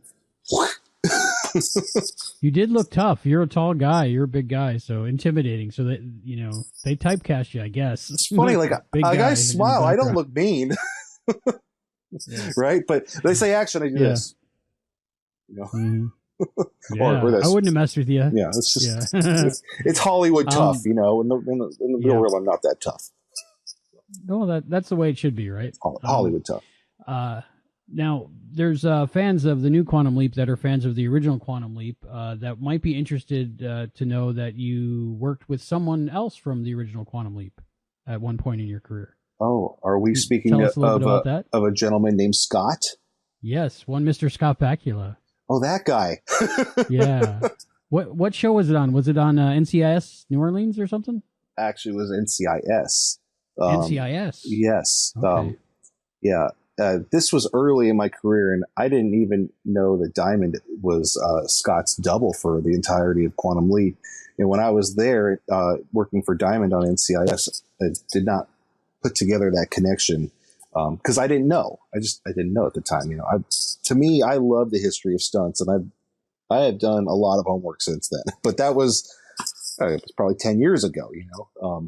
It was the episode where they introduced Scott Bakula's character for NCIS New Orleans. It was like it was the introduction / kind of crossover, but it wasn't really. They hadn't created that show yet. So like a crossover backdoor pilot kind of deal, more or less. I think you kind of hit the nail on the head there. I was doubling an actor on that episode, and that character is like kind of like ignoring Scott's character. I forget what was his character on NCIS New Orleans? Dwayne Pride. Right. Pride. That's correct. Yeah. Yep. He was kind of giving Pride the shoulder, and then Mark Harmon says to him, uh-oh. And then all of a sudden Bakula grabs the actor, kind of takes him through the lens, cut to Bakula grabs me and throws me over the Mercedes. So I hit the ground. I give him one of these. Cut to actor rolls over, goes, ah. So that's funny. That. I remember we did that 4 times on that episode. Oh, wow. Yeah. Okay. Bakula was wonderful. Awesome dude. I can understand why people love him so much. And I think there's this saying like, the ones who are great keep working because people want to work with them, And I'm not saying the opposite of that because I just want to say positive stuff. Yeah. So the first 2 or 3 times what they did was Diamond put an Apple box right in front or to the side of the Mercedes. He throws me over the hood from one side to the other. So I take a step and leap off the Apple box back to something like this. Right. And I get serious air, right? And I'm like, I'm Superman in it, right? Trying to go big. I'm a young kid trying to impress, trying to show Diamond I can do this. And then like we did 2 of them, and then they were like, on this one, we don't want you to get air. We want you to slide across, right? And so I go on my stomach and I slide across, and then they use the one where I got all the air. So that's awesome. Yeah, that's awesome. Do you sit at home and like with your son watch your episodes and say like, "There's Daddy" and stuff like that? The way I do it with him, he's 4.5, is I say, Duke, who's that on the screen? Or I'll say, who does that look like? I'm like, do you know who that is? And he'll go, that's Daddy. Oh, that's awesome. Yeah, that is awesome. So yeah, that's awesome. That's what we do. It's fun. I'll actually do that too with I love the original Mission Impossible TV series, and that's good. I record them all. My dad played several different characters on it. Oh, really? And so you get to see your dad on it. Yeah. So, and I love doing that. So, when he was on it, he was younger than me, which is crazy to see. My dad's so young, and see him running and doing all this stuff. Because my dad's 81 now. And so I'll pause it and I'll go, "Hey, dude, who's that on the screen? Who's that?" And he'll try and figure it out. But it's like he's looking at my dad from 1967 or 69. You know, it's like there's a guy up there who's like younger than I am. But I think that's really cool because I'll do that with him too. So yeah, that's awesome. It's Grandpa. Yeah. Wow, that's cool. Yeah. Would you let him be a stuntman one day, or would you do the same thing your father did and try to discourage him? I would not discourage him. I love this job. Okay. The hardest part of this job is in between jobs. Yeah. You never know when you're going to work again. It's very much a who you know business or who knows you. And you really have to put a lot of time into making really quality relationships with people. And, the relationships I've built with the people that I work with, I cherish those relationships. I love those people, but it's a business. It's that kind of a business where then you can get opportunities when people get to know who you are. You know, it's rare that someone will just call somebody completely random without knowing them and say, you know, come to work, unless there's a very specific need. And even then they're usually vetted and people check with other people that they do know. So, I love doing stunts. I love storytelling. I love movie magic, and I'm just very, very grateful to be a part of this small part of the fabric. But I'm happy, an important part. Happy to be in the fabric. Let's just put it that way. Yeah. Is there any stunts that you wanted to do that you haven't done yet? I know there's an episode of Quantum Leap about stuntmen. I don't know if you got a chance to watch that. It's in the first season, but it's pretty good. But I think that one focused on the one younger stuntman, and it wanted to do like a fire gag. Is that what it's called? Yeah. Where you light yourself on fire and stuff like that. Have you done that kind of stuff, or what is the like craziest thing you've done and been in that situation of like, am I really doing this? I've been blown away by a couple of bombs. So. Oh wow. Yeah. And live to tell about it. Thankfully. So. Yeah. You know, to me, it's not about crazy. It's not about adrenaline junkie. It's about doing quality work and being able to go back to work the next day and do it again. So when I first got in, I wanted to do everything I could, and I was like, "Oh yeah." Now I just want to work. So yeah. That's cool. Do you have? You mentioned you've been working and you got some things coming up. Is there anything we should be on the lookout for? Oh, let's see. I mean, you can talk about. I know there's a lot of things you can't really talk about. You won't see my face in any of them. Right. Just but your elbows and stuff. my elbows. Yeah. I think, to be honest, it's in this era that we're in. It's best not to talk about stuff until after it airs.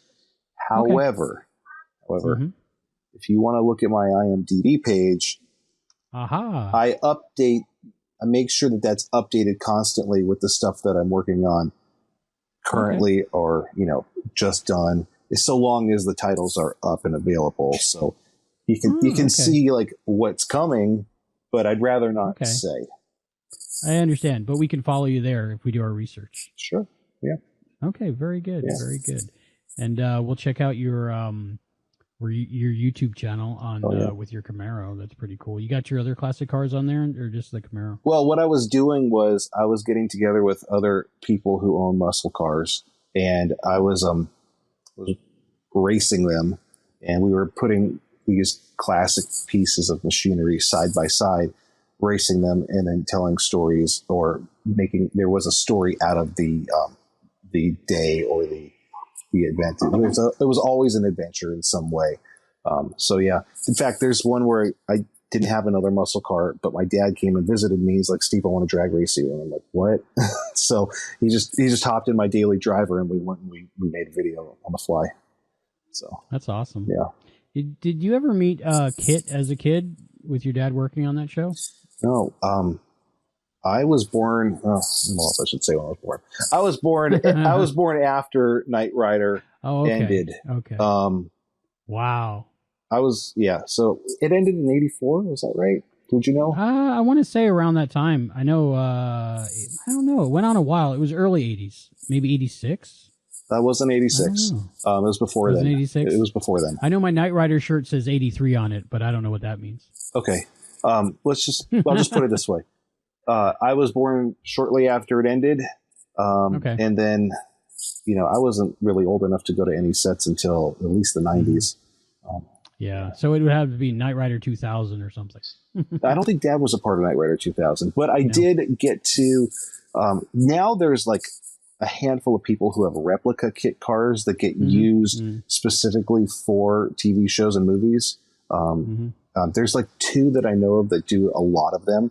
And they had Hasselhoff playing himself in Ted 2, and Kit was there. Yeah.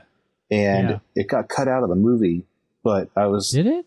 I'm pretty sure it did when I saw it. But they had a whole bit with Hasselhoff and Kit, and I was doing stunts that day, getting out of the way of Kit. So that's the closest I can say. Cool. Yeah, but one of the Kit license plates, the original ones, is at my dad's house. So that's awesome. Yeah. That's awesome. Yeah. Okay. Wow.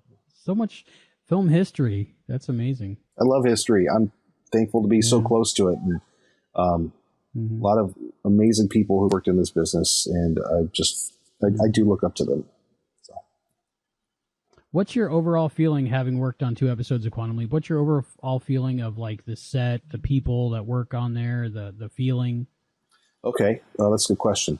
The 2 leads, Raymond and Caitlin, super sweet, wonderful people. They're fantastic.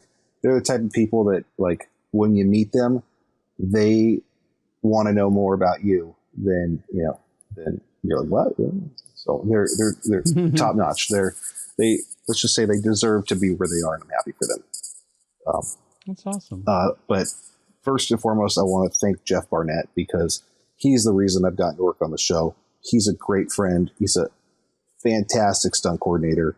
And, I wouldn't be able to have had that, dream job of jumping off of a roof, jumping through a breakaway table, sliding cars, around, doing near misses in cars, working on the back lot.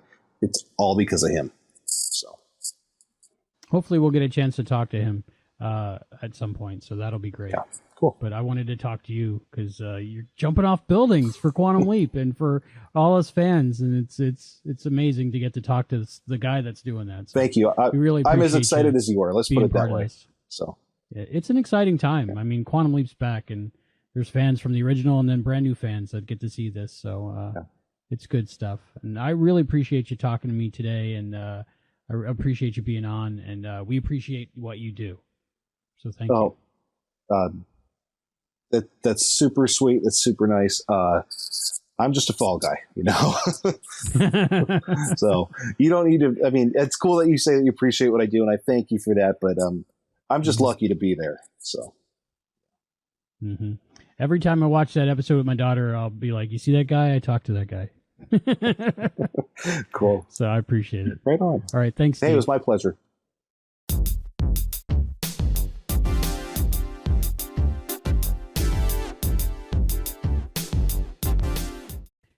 And we're back. Wow, that was so cool to talk to Steve. Connected to him originally for episode 1 because he was one of the first people that they were releasing production stills of, and he was pictured. So we contacted him because we had his name and we found him. And he just was a cool guy. And I was talking to him about episode 1, and he was saying he was in episode 4 filming that.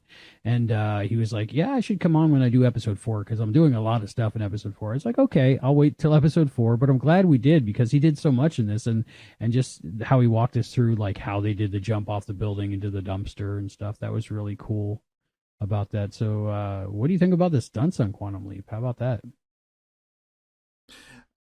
I think it's great. I think they're doing a good. They've really got the feel of the show where there's a mix of the heart and the comedy and also the action. Like there's yeah. I don't usually. I watch a lot of TV and I'll stream a lot of stuff, but I'm not usually that excited about, oh, this thing's coming out. Oh, this thing's coming out. It's like, oh, okay, that thing's coming out. But like Quantum Leap, I was really looking forward to, and I've got a general rule of I'll give a show, like 3 episodes to kind of find its footing, and they they really kind of started on episode 2, and like it's only gotten better. I'm loving it. Cool. Copyright It McDonald's. looks like they just scraped through for you then. I was going to give it 3 seasons before I gave up on it. That's just me. Right. I mean, 3 reboots, 3 iterations. That's it. There you go. Yeah. Tops. If they could brand any show Quantum Leap and I'll watch it, but that's just me. If they put Star Trek on anything, I watch it. There's some Star Trek I don't particularly care for right now, but I still watch it hoping to enjoy it, and every once in a while I do. So, but I got my Lower Decks. I'm very happy with Lower Decks. Lower Decks is good. Lower Decks. Did you see the one with Peanut Hamper? John, you were saying you had some. Okay. Yeah. So, John, you were saying you had some questions about leaping in general. Yeah. So is it the mind or no? I'm just kidding. So don't get Hayden started. Don't get him started. Okay, I think it's a mind leap because I read it in the script, so I don't know. He thinks it's a body leap or a merge. I don't know. I'm still going with the spirit. I like that. I like the that. Spirit leap. It's like a compromise. And they track it through the mind because the mind is quantifiable. So that's how they can hone in on Ben and all that. The spirit, the soul, the katra. That's kind of like the software, where the brain's the hardware. There you go. Yeah, exactly. So actually, let me get this out of the way. So it wasn't so much a question from me, but Allison brought up on the main show, on the Atlantis episode, how was she able to linger in space after Ben had leapt out? Yeah. Here's my theory. Okay. Ooh. When Ben leaps to a new place, it's like when you're playing a video game, right? And you finally beat a level, you unlock the level. You can just warp to that level. Like now it's in your maps. But you can't get there until you beat the level. So she can't go to a place, or not really, until she can't like hang out in a place until Ben has leapt there and inhabited that space. But once he's there, she has access to it.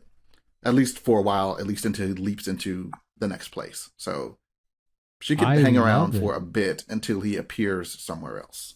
And they have it digitally. They have it digitally recorded, right? So she can rewind and go around and look in other places if they have the data, right? That makes so much sense. Yeah. I love that. Yeah, that's great. Fly through space. You listened to my Quantum Deep about the video game they should have made, didn't you?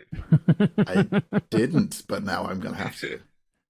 That sounds great. That was way back in season 2, I think, of our original Quantum Leap podcast series, where I made a Quantum Deep every single time because I had no life. Dedicated. Yeah, I like your theory there. I just think that like leaping probably takes quite a bit of work and a bit of time, so it might actually take a little while for all of Ben to actually leave the first place and end up at the second. We know time passes in between as well, but it's probably she still lingered around a little bit because there was still enough of Ben there to be able to maintain a slight connection. That's just my opinion on it. That works too. And for me, if I was floating around in space, I wouldn't quite be in a rush to leave either if I could hang around for a little bit. Enjoy the view. I'm sure it was just like an editing choice, but we're like trying to like rationalize it in universe in our head canon. That's funny. Shoehorn it into making sense. So here's and there is, I don't know if this has been addressed or not. There may just be an answer that I just don't know, or if this is something that people have to theorize about. So you better not be asking about the waiting room. Kind of. So we know Sam never left home. Sam never came back. Yep. But Sam's body was still there. So what happened to Sam's body? Is he no, like Sam's body wasn't there. Sam's body was always with Sam. So, and when Sam... So when Leapies showed up, whatever space they inhabited, which it was always their body in the waiting room. But what happens is when they leapt, at least in the original series, the leaper would be surrounded by like an aura of the original person. And that's what everyone would see.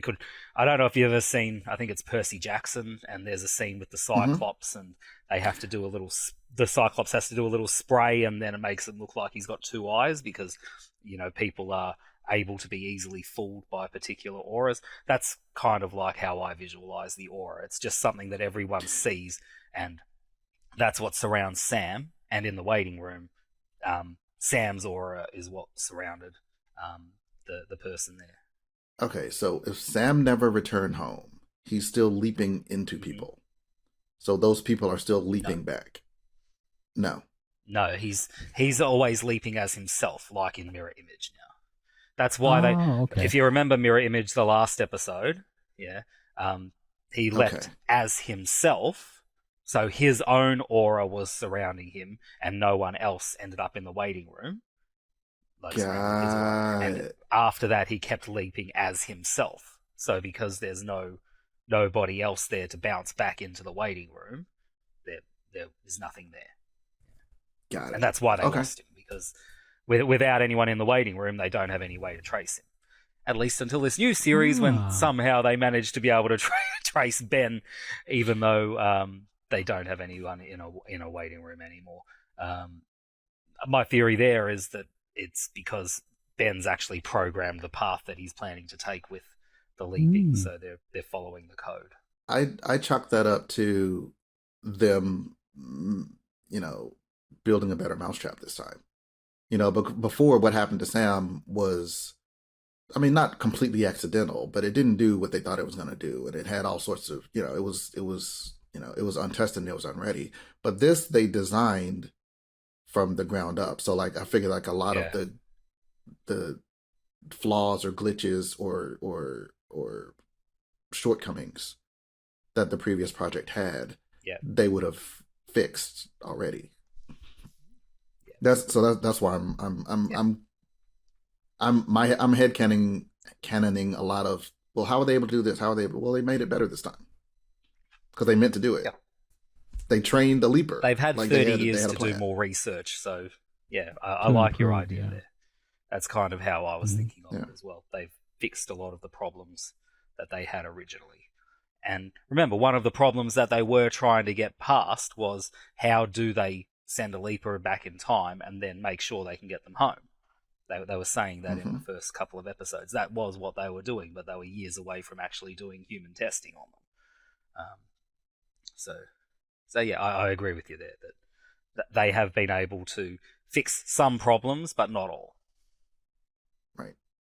John, do you have a theory yourself as to why Ben leapt and is leaping in that pattern to go further into the past and maybe go further in the future to go to a certain destination? Did you make up anything in your mind while you're watching this, like we did? I had a theory way back eons ago on the first episode.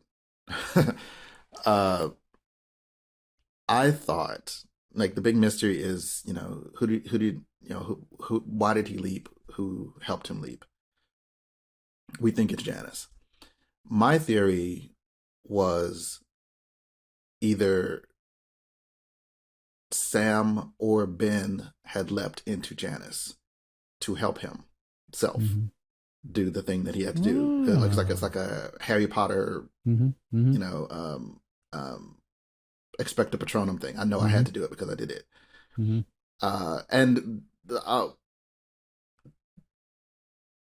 To me, again, we don't know, but that would make sense as to why this logical, reasonable person in love would do this reckless, because at the very least, hey, there's a window, there's this thing, you've got to leap right now. And this is before that we knew how involved Ben was with it. well, okay, well, who would be able to say that to him that he would just do it? That he wouldn't tell Addison, you need to leap right now. Well, it would have to be Sam or himself. Who else would he trust? Whose instructions would he follow like that? So that was my theory then. Mm-hmm. I didn't want to. Yeah. I think Janus is Janus. I think Ben is Ben. I think they were working together. I think I'm following the evidence as it seems to be presented. They were doing some secret thing. But I am trusting that since Ben was in on it, it's not like he had a good reason. I'm with Addison. I'm trusting that he has a good reason. And I kind of don't want to theorize too much as to where he's going or why. Part of me hopes that it's about Sam. Part of me hopes it's not about Sam. I think it's probably about Sam, or at least about Al. I don't know. Short answer is no. I don't have it. I have no headcanon for you. I don't know. Mm-hmm. So originally I thought when I was watching this that the reason he left right then was because they finally figured out what they needed to figure out for him to do whatever he is intending to do. But this episode, for some reason, while they were talking about the destinations and things, and it might have even been like previously on or something, but that I was thinking that maybe because of space time and how it works, and that they had to leap at that exact moment, or it wouldn't have worked. So I like what you said there, because that was kind of where my brain was going now. So I don't know. Yeah, and they were talking about in, I think, episode 3, I think it is, when they've established what path they think he's going to be taking to get to his destination. Though you're saying there's some gravitational MacGuffin which is allowing him to be flung further than his own lifetime now. Right, and if it wasn't done right then, it would have... Yeah. Yeah. It probably would have needed to be done in that particular time, just so that maybe the sun is in the right position, or the Earth is in the right position in relation to the sun, something like that, or that there might be a closeness to a black hole, or I don't know, something like that. But yeah. What if Ben just turned out he's trying to save the humpback whale? So he's got to go to the future and hook up with the Enterprise. Yeah, there you go. I don't know. It's cool that they reference Voyager too, so that was cool. Mm-hmm. And speaking of humpback whales, you'll be pleased to know that Campakes no longer uses any whale meat in their Campakes. It's now all synthetic, but it still tastes exactly the same. So, you know, taking care of the environment and the Earth is well up there in Campakes in their, long-term plans. Are those pancake cans aluminum and recyclable? Well, actually, the ones with the ones with whale oil in the Campakes, they're steel. So but they're coated steel because they don't rust, because they last for 50 years or more. So the ones that do have whale oil in them have been around so long. It's just a testament to the quality they've had since the beginning, because you can still eat some of those pancakes in a can with whale oil, but I don't recommend them. I should point out, by the way, they haven't actually hunted whales since the 1800s. That's how long Campakes are actually able to last. Yeah, there's some 200 years old. So I mean, this recipe goes way back. It's a family recipe. But they have to make improvements because of the environment. So now they're using, of course, non-hydrogenated oils, and it's naturally sourced and replenished. I mean, you can read all about it. Go to quantumleappodcast.com/Campakes and find out more about it. Use our affiliate link. That'll help us out. The impossible Campake. We talked a little bit earlier about the episode Mirror Image, and funny enough, we have an interview with Ben's mirror image in this episode. The woman that he leapt into. Nice. Yeah, she's actually a really cool person, and Matt got to talk to her. Her name is Anastasia Antonia, and she played the mirror image of Ben, and this is really cool. She's the first mirror image we have on the podcast of the new series, so that's pretty cool, and she just happens to be the first woman that Ben leapt into. So this is the interview that Matt Dale did with her.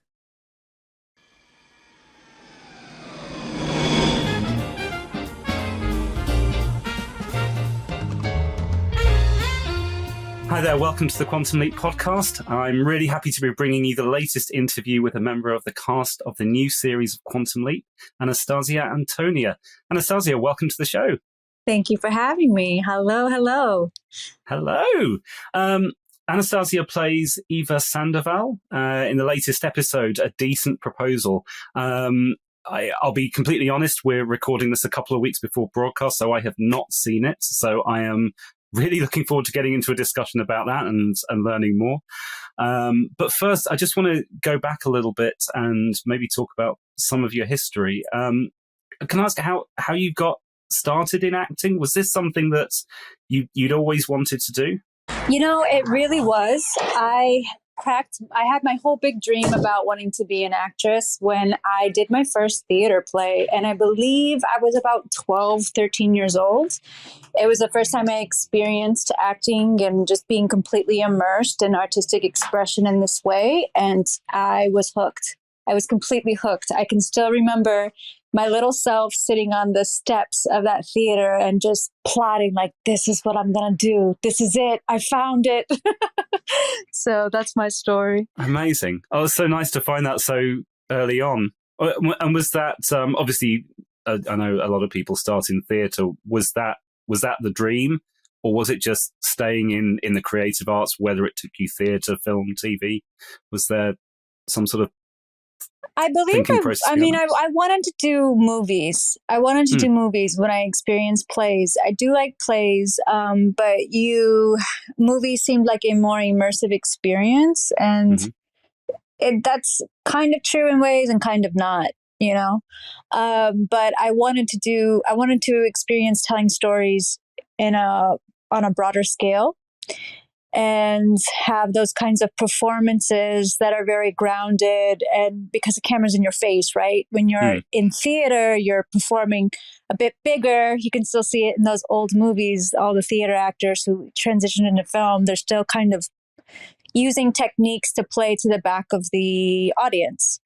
And I was really interested in having the most realistic experience possible as an actress, which means grounded, and camera's got to catch that. Talk me through a little bit about where that took you. You decided, this is my goal, this is my dream. Was the next step acting school? We had acting school at the theater, right? It was a summer theater, so you were going through exercises. You had your teachers. We were kids doing it, and so that came with the Dune Summer Theater where I started. And I guess after that, I actually wasn't expressing to anybody that I wanted to do it professionally. I came from artists, you know, my family are a bunch of musicians and painters and costume designers and things like that. And that being said, it wasn't going into the arts wasn't going to be like a shock to anyone. I just really wanted to protect that dream because it was mine, and I just wanted to do it. It was more of I'll just show them instead of tell them, because I didn't want to get discouraged in any way either. You know, protect the energy around it. It's interesting. I wasn't aware that you'd come from such an artistic background. I understand you've done some poetry as well, some modeling. Oh yeah, kind of branched out a little bit as well. Is that a hobby, and is that something that you're still doing? I loved poetry especially when I was younger. It was one of my favorite expressions. Do I still write? I am writing. It's not so much poetry now. However, yeah, my first love was piano before I could write. Music as well. Okay. Yeah. My first love was piano. And then as soon as I could write, I just adored writing poetry. And it was something that I got published at a really young age. It was just something that I just loved, the feeling of flow, like inspiration would hit and these words would come out. And it was such an interesting experience, and it was really satisfying. So I wrote poetry for most of, my life growing up and into being an adult. So basically that dance, I belly dance a lot. I love dancing. I've competed. I've danced bachata in music videos. music and writing was definitely my first loves, but finding acting, I was like, oh, this is something I don't ever want to not do. Right. So yeah, a very, very broad expression of styles. That's amazing. Yeah. And then I see you had some smaller roles, and if I'm right in thinking, 86 Melrose Avenue last year is that basically your breakout role? Had you done anything major before that? Maybe internally you feeling like, I've made it. This is it. Yeah, I mean, 86 Melrose Avenue was definitely a launch of sorts. Yeah, that was the first time I won an award for acting as well. So that was a crazy, unexpected accomplishment that I was just so honored to have and grateful to have experienced. So I started modeling before acting professionally because I thought that would be a good bridge, a good parlay into the acting world. I was scouted by a Ford Models agent, and I let them know immediately after I was signed, like, look, I love acting, and my agents set me up with the proper agencies for entertainment. And my first ever role that I professionally did was in the movie The Promotion. And my scenes were with John C. Reilly. That was crazy. I'm such a fan of his. I know. Right. And Sean William Scott was in the film, and that was back in the days, like, he was Stifler. He was such a phenomena at the time, and Jenna Fisher from The Office, which is one of my favorite shows. That's just one of everybody's favorite shows, right? So yeah, it was a crazy experience, and just being acting across from people that I highly admired. That was wild. And it was definitely motivation to keep at it. Like, I felt like I was on to something. I went to New York. I don't want to say sidetracked, but I did take some time to do more modeling. And I was doing that in New York City, working for certain designers and things like that. And then but the goal was always to get to LA to continue the acting. And I did. I came out here, and I would say that, I did some indie films, some shorts and things like that. 86 Melrose Avenue came to me, and it was really special to begin with because it was the first ever Lebanese role that I've ever got to audition for, which sounds crazy, but there really isn't any Middle Eastern roles specifically, certainly that a lead would call for, right? No one's really making lead roles about Middle Eastern stories. So I was super excited, and it was an honor. It took a lot out of me emotionally, as you saw. Yes. It was a very, very intense. It was a crazy ride. I had a great team around me. I had the support of my co-star, Gregory. I had great people around me for that role, and I really committed to it. For the making of that movie, I shut everything down. Like, I wasn't in contact with the outside world.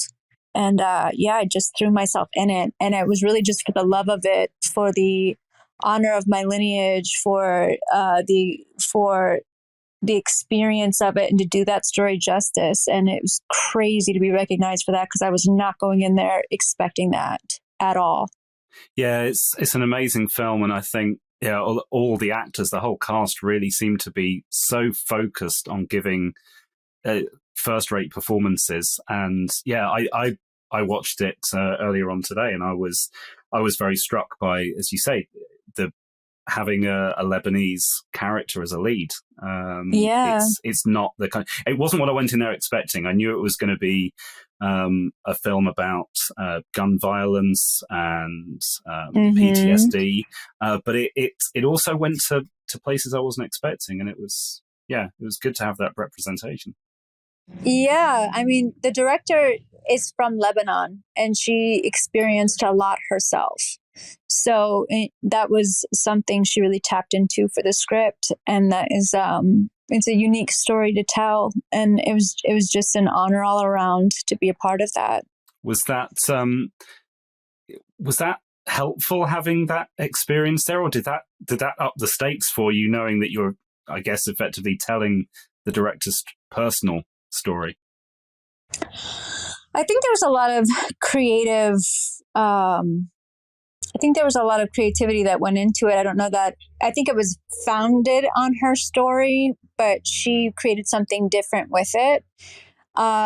It actually was more comforting for me to tell this story with someone who personally lived these very deep aspects of it. I felt safer doing it with her, and I felt, she's going to understand this in a way that somebody else who is not in touch with that world could understand it. So it was definitely a plus. I could spend a lot of time talking with you about 86 Melrose Avenue. That's maybe a whole different interview. I was really impressed with the film, and I'm going to recommend all of our listeners check it out. Thank you so much. It was not what I was expecting. I was expecting a good film, but it was it goes to a lot of places. It sure does. Let's maybe move on to something a little bit lighter and talk about Quantum Leap. So can you share with me how you became involved in that, how you were cast? I was cast. I got the audition from my agent. And to be truthful with you, the original Quantum Leap was before my time, so I had to do research on it. I was talking about the audition to a few people, and like some of my family members like, oh, that was my favorite show back in the day. You know, it was getting like these big responses like, ooh, this is something, right? And so I got the audition, and it was a really quick turnaround. I booked it, I think, like a week later, something like that. And then the shooting was a quick turnaround as well. I did my research, which involved YouTubing a lot of the old episodes, and I was so excited once I watched the old episodes, how crazy cool that show was, or is. You know, these shows don't die.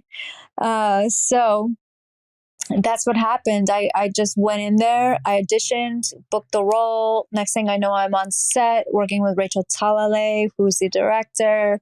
I wasn't familiar with who was cast yet, right? There was, like, when I booked it, there was nothing out about it yet. But I was really happy to have met such a cool, funny cast to be involved in this project with. And I'm just going to mention as well, having spoken to a lot of people from the original series, it sounds like you've had the casting experience that dates back to the 80s and 90s. The amount of people that say, I was cast on Quantum Leap and I did the audition and the day later I was in wardrobe. It seems to be a tradition they're keeping up. Yes. That's interesting. That quick turnaround has been a mainstay of Quantum Leap since the original. Wow, that's good to know. I like that. I don't know if that helps the experience or not, being thrown right into it. You just really just leap into the show, I guess. It's just next thing you know, your life has changed. So can you help me out a little bit? Because as I say, I haven't seen the episode yet. By the time our listeners hear this, they will have done. So they'll know exactly who you are, but I don't. I gather you play a bounty hunter? Is that right? That is correct. I am a badass bounty hunter in the 80s. Badass, yeah. And are you, again, am I right in thinking you're the person that Ben leaps into? So you're effectively playing the mirror image of That's him? Correct. That's correct. He gets to walk around in my clothes. Excellent. So I take Fighting, it they crying in a thong. Take it there were two different sets of different size clothes. He's not wearing something that he's stretched into. There were three. I mean, we had a stunt double too. So right. Yeah, there was all three of us walking around that set. A lot of the time, the actors playing the mirror images were extras. And they were non-speaking roles, so they were hired from extras agencies. You've obviously got a serious acting career growing. What kind of preparation were you able to bring to the role in terms of preparing for the character? For Eva, I really just meditated to get into her. She's not, I feel like I have a lot of seeds that there was a lot of parallels in my personality that had they have flourished in one direction versus another. I'm not saying I would have been a bounty hunter, but now you've done everything clarify. Else. Why not? She's got a love for action. She's a fiercely independent, tough girl. I've had, how life goes. There's times where you express one side more than the other. And I can definitely relate to being tough and on my own and, a need for action, a love of justice, kind of living life a little bit on the edge. And also she's like fiercely loyal to her family. Like family means a lot to her. She works for her father. And these are all things that I was like, oh, this is going to be easy for me to sink into. And then I get to just turn that up and turn it up a few notches to be some tough girl in the 80s fighting crime. That's an easy sell to me. I loved it. Nice. Even on a personal note, she put her career before her love life. And I can totally relate to that. I had blinders on for me. I was not going to get distracted when it came to starting my career.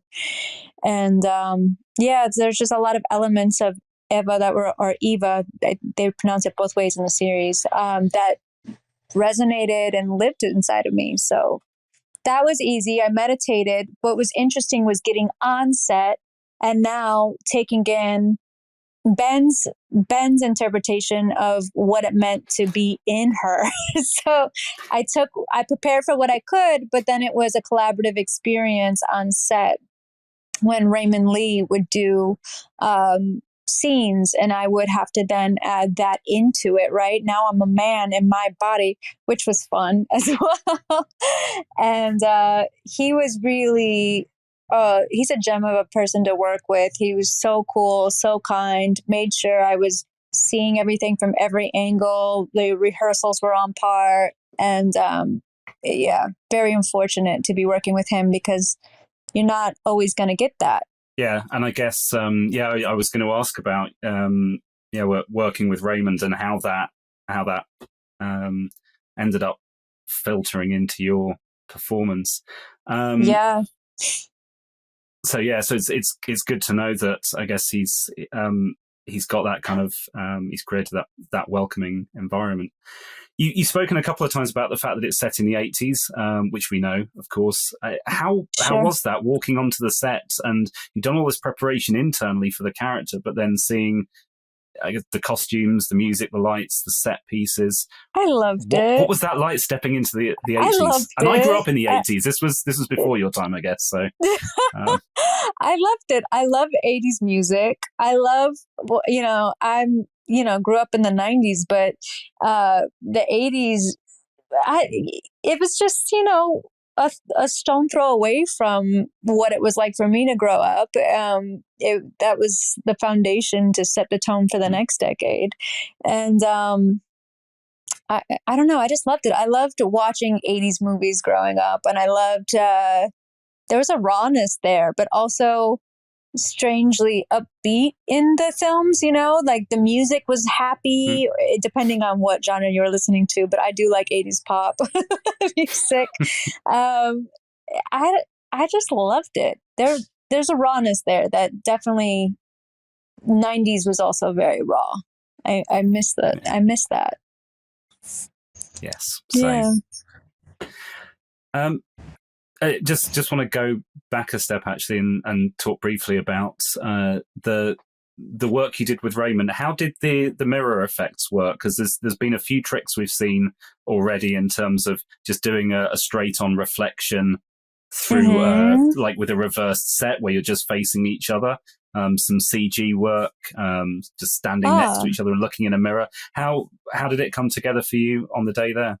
There was the mirror work, but then there was also fun POV, like from peepholes, rear view mirrors, things of that, but the peephole was cool because it was actually Sophia Pernis looking out of her peephole to see who it is. Mm-hmm. And I'm coming to her door as a little more masculine as Raymond, and trying to get her to let me or open the door and things like that. I thought it was pretty creative, and I thought POV is a fun thing. Add was POV in the first series?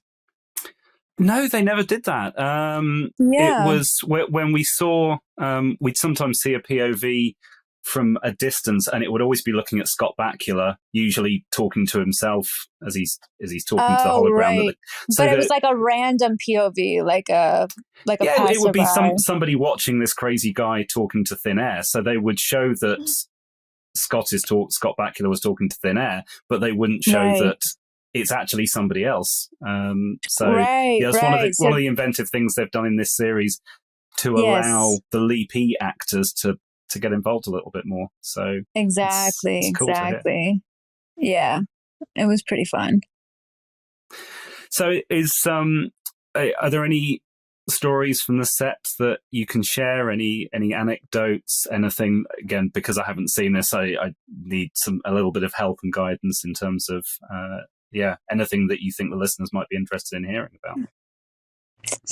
Anything that I think that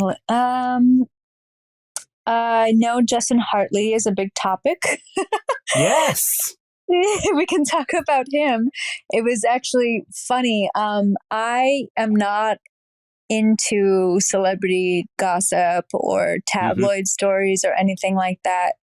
I know This Is Us is a major show. I have not watched it. So when I first went on set and met him, I was like, oh, cool. My husband, not my husband, but my partner's really, he's a good looking guy. This will be great. This is going to be, great for the character. And so then we were talking on set, and he was really funny. And we were getting to know each other, and he mentioned that he really loves his wife, and I thought he was so kind, and I could tell that he really cared about his relationship, and I was like, oh, that's so nice, because it aided to the dynamic in our role development.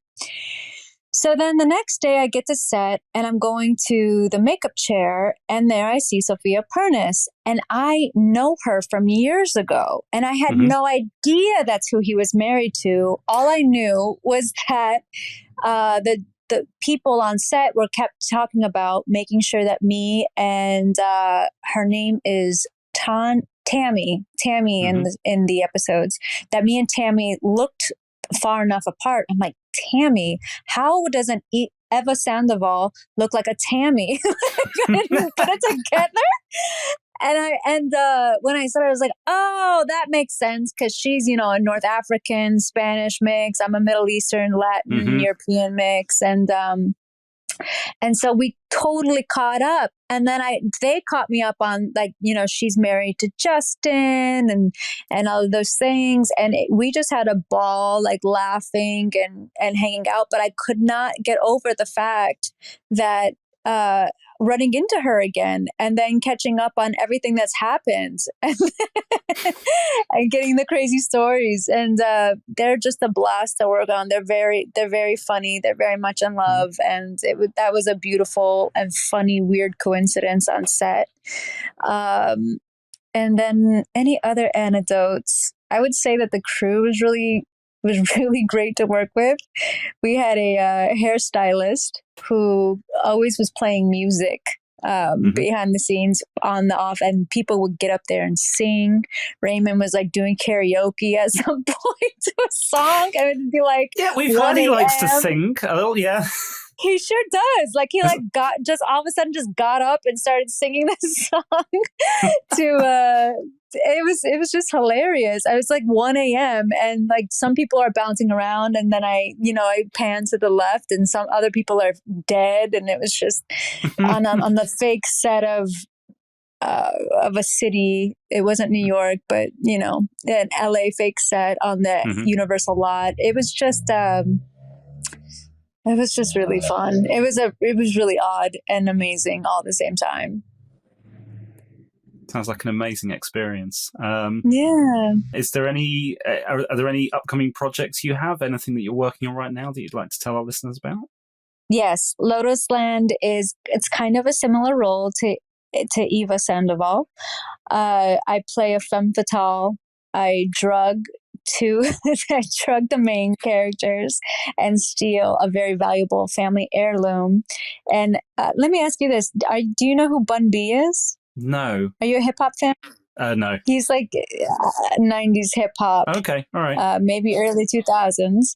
But he plays this really funny role. He's like the main two characters who are going through the stories. He's their uncle and giving them advice about how to get them out of this hell. You know, I'm running a operation of seduction and thievery, and these guys, I left them in the desert. They're like trying to piece together their lives after their interaction with me, and trying to get what they need back from me. And I don't want to give too much away, but it tapped into like a really fun couple of seedy worlds, and that is that's in national film festivals right now, and it's proof for a series, so that might very likely become a TV series in itself, which would be a ton of fun for me.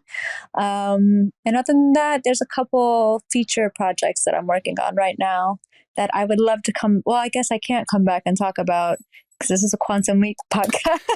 We'll find an excuse. We've brought people back before. It's fine. Okay, cool. Yeah, come back and talk about that. Yeah. But in the meantime, it's best of luck with Lotus Land. It sounds like thank you so much. It sounds very cool anyway, but also it sounds like, since it's tapping into a little bit of what you're doing in Quantum Leap, sounds like some of our listeners would find some natural enjoyment out of that as well. So yeah, definitely. That'd be great. We'll check that out. Fingers crossed. Thank you so much for your time. Well, it was so nice to meet you. Yeah, definitely. Thank you for having me.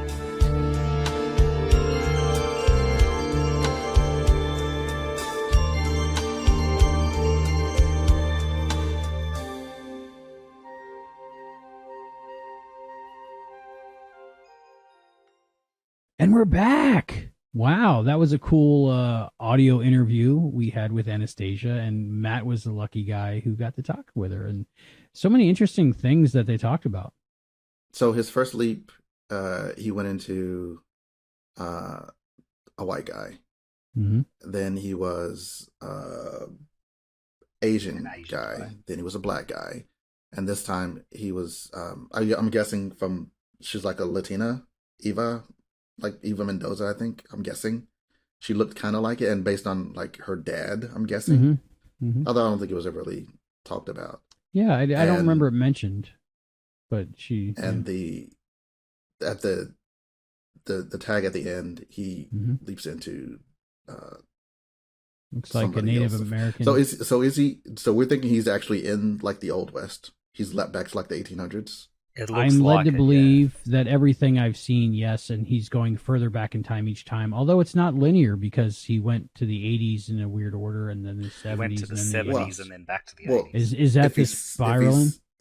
Yeah, I'm thinking it's like a Fibonacci kind of thing. If he's it did look like a golden spiral. Yeah. Yeah. The Fibonacci sequence. So he went a little bit. So he went back to the 80s. Now, like, I guess maybe 100 years ago or something. And my 1870s, theory is, was it? Well, no. We were talking about theories before. Yeah. And we were talking about theories before, and my theory is they were using the term slingshot quite a lot. So my theory is that he needs to be pulled back in time a significant amount just so that he can be flung very, very far into the future. That's my theory where Sam is, because, look, we know the intended start of Season 6 was going to have Sam leap into the far future. And, I mean, he doesn't have a holographic guide anymore, so there's a good chance that what Sam does for his leaping now is he goes into the future somewhere, finds something wrong, and then leaps a little bit back into the past a couple of days and then fixes that before it can go wrong. That's kind of the only way I could think that he can actually make something right that has gone wrong.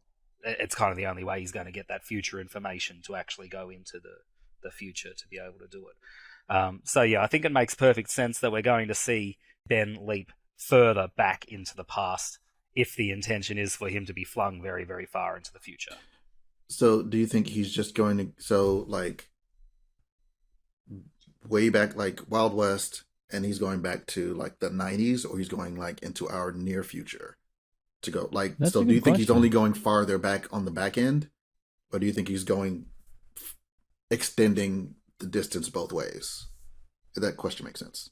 Yeah, well, to me, it would make logical sense the way I understand it, that he's going to be going further in the future, maybe even past us, because the Ancient West, this I think is the 1870s they're leaping to. And the episode after this one is the Earthquake episode, which was the original pilot, which is in the 1980s, I think the mid-80s. There's a Milli Vanilli shirt, so it had to be 88, 89. Yeah. So then after that, there's a episode, the Halloween episode, which is take on the Exorcist movie story, and so that's probably the 70s again. So I don't know, but the Ancient West seems like an anomaly in that pattern, but maybe I'm not fully understanding the pattern. Yeah, and it could just be too. Maybe they need to go through a few attempts, actually going far back, and then seeing if they can get a bit further. Maybe Ben's actually written it in the code. See if it'll work the first few times, and then continue with the simulation. And really, they could just do whatever and say that's how they had to do it. Like it could just be, this is the path, because these are the key points. This is the pathway that works. Mm-hmm. You know. Part of my thought was, if you remember Soren in Star Trek Generations, and he was destroying suns to steer something in a certain path. So I kind of got that feeling too, that maybe he had maybe it isn't like a certain pattern. Maybe he had to go by what looked like maybe stars or something in this reference of Voyager 2 into the space-time.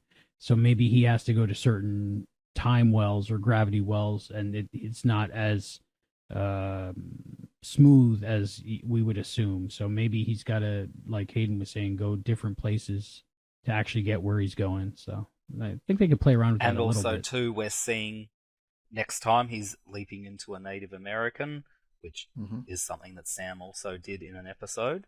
So there is this idea again that maybe he has to be doing something that echoes what Sam is doing to be able to get to Sam. Because I've heard some people come up with that theory too. It'd be nice if there was a connection between this and that episode. Like maybe this is an ancestor of the people that were in that episode or something. It'd be nice to get a connection. We'll have to see. But I like the diversity that they're doing so far with that.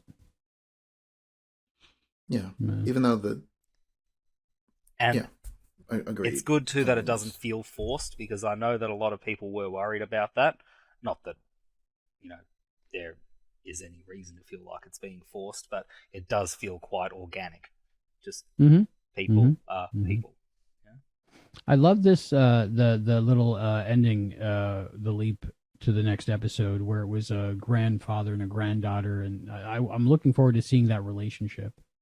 And also besides that, I'm looking forward to seeing Ben in the Ancient West, and the music you got when he's coming out into the street of the Western set. And Quantum Leap, it's got that you're watching a TV show feeling, because it's always a Universal backlot, or like this is a Western set, and it looks like it's almost like you're watching a TV show of a play of the story that we're watching, because it's just, I guess, budget, but that's the Western set, so that's where you're going to go.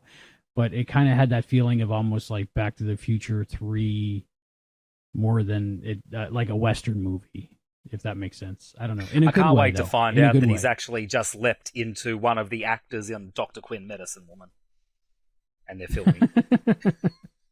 I like Dr. Quinn. I watched that whole movie, the whole series. Wasn't it the misdirect when it was a Western the last time that he leapt into like a recreation of the West? Yeah. So, and we don't know that that's not happening in this one yet. I mean, we hear things, but we don't know until it actually drops. So, but it'll be good.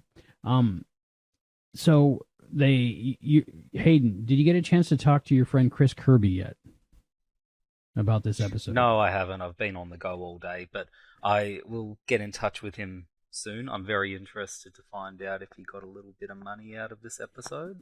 From what I understand, he should be getting paid for this episode. So he probably knew it was coming before. Unless there's something in the contract that prevents royalties, but maybe. I don't know if anyone. He's original Magic. We had him on a while back. He lives actually really close to Hayden, so they were able to just record live. Yeah. So, but I'd be interested to video interview. Yeah, it was.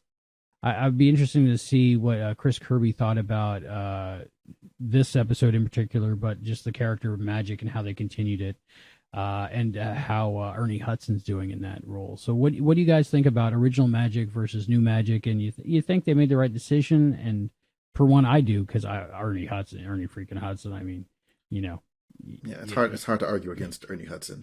Exactly. He's got Funko Pops. I could be him for Halloween if I want to. I get the jumpsuit. Yeah. Just what do you think about Magic in general? Before we go to our Ernie Hudson interview, I want to talk a little bit about Ernie Hudson as Magic, and also a little bit about Chris Kirby as Magic and the character of Magic in general. As much as I would have loved to have seen Chris back in the role, considering I do love continuity, and if the actor is willing and able, then by all means, bring them back if possible. I don't know the reason why. Maybe they just thought it was going to be too difficult, getting him to and from America and Canada to be able to film this regular role. I don't know. If he wanted to say anything, I'm sure he would, but that's up to Chris to decide. So I would have loved to see him back in the role, but I can't deny that they've picked an absolutely awesome actor to play Magic, and I can't deny that he's hitting it out of the park every single time. Mm-hmm. So, yeah. So it's a really great choice, Ernie Hudson, and I'm very keen to hear about all his experiences. So, Albie, who are you going to call? Ernie Hudson. Ernie freaking Hudson. John, Magic. What are your thoughts on Magic and Ernie Hudson as Magic? When you first heard that Ernie Hudson was going to get the role, were you like me, like, ee? Yes. I was. Because again, I'm one of those guys who doesn't like spoilers. Mm-hmm. Like, I don't watch. If it's something that I know I'm going to see, like if it's a Marvel movie, I don't want to see the trailer. If it's something that I know that I'm going to watch regardless, I want to know as little going in as possible. Right. But I also love listening to the Quantum Leap podcast. So once it was announced that they were doing a thing, and like one of the first ones that they shared was the cast list, and I didn't recognize any of the names except for Ernie Hudson. Mm-hmm. Even though some of these actors I'd seen on some other things, I didn't really necessarily know their names. So yeah, I was already happy that there was a reboot, redo, sequel, reboot, a season 6. Season 6. And that was just the icing on the cake. And this episode, he was so good. Like, it's not like he's done a good job in all of them, but this one, I feel like, was the first one he really got to shine. It was great. Yeah, like, he's great when he sits down and he goes, Magic still doesn't understand Real Housewives of Beverly Hills. That was great, and that's awesome that he's that character. But I'm so glad that in this episode they gave Ernie and Mason the time, because they're always trying to get too much in one episode, but they let that scene breathe. They let it be natural pacing. They let us absorb it. They let us feel it, and they let us comprehend it without it being like smash, cut, boom, bang, boom, and then just get it over with and go to the next scene. I'm glad that they gave it. I would say they respected Ernie Hudson enough to let him do what he does best, and that was to transport us back in time to being a Leapy, being Magic in Vietnam. And I'll always remember that scene with him, and I can't wait to see what more he does. But even with so much going on in this episode, it really, like, the word that keeps coming to mind is intimate. Like, the scenes, like, there were a lot of scenes where there were just two people playing against each other, and like the scenes, like you said, the scenes between him and Ian, just were so perfect. Like that's what, like you said, that's the part that really resonated with me from this episode. Mm-hmm. Yeah, and they had those beats. It was like 3, I think, the Mason and or Ian and Jen, and also Addison and Ian. I think that's who it was. Or was it Addison and Jen? Addison and Jen. So hopefully Jen has a scene coming up. That one too.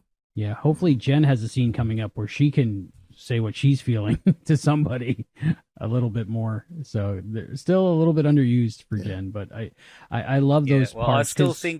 I still think there's some twist coming with Jen. Oh yeah. You think she's shady? They wouldn't keep her, under the hat for this long unless there's a big twist coming. Yeah, there's going to be a swerve. Bum bum bum. Yeah. But we're analyzing each episode and watching it multiple times, so the casual viewer's not going to see it as much, I don't think, but I feel it.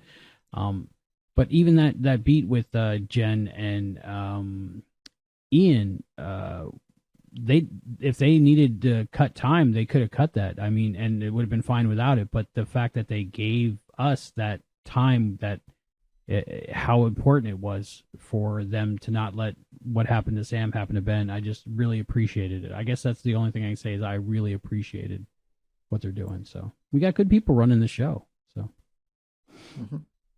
Ernie freaking Hudson, and great can't people stop saying it, such as So Ernie Hudson, man, that's he's.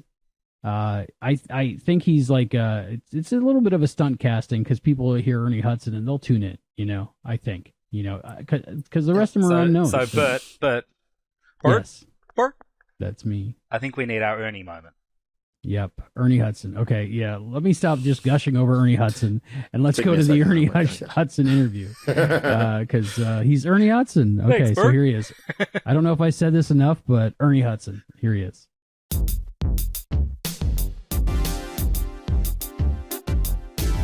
Ernie, welcome to the Quantum Leap podcast. Well, thank you. It's great to be with you guys. I'm very excited to be with you guys. We're really excited to have you. I mean, you have a career that speaks for itself. I think that Matt and I could honestly just sit here for the rest of the day and ask you about Ghostbusters, but we'll keep it to Quantum Leap.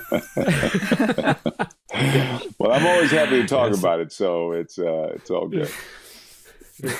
Well, we were thrilled when we heard that you had been cast as Magic. Can you tell us a little bit how you came to Quantum Leap? Yeah, I years ago when the original show, I can't say I watched every episode, but my sons, I was a single dad.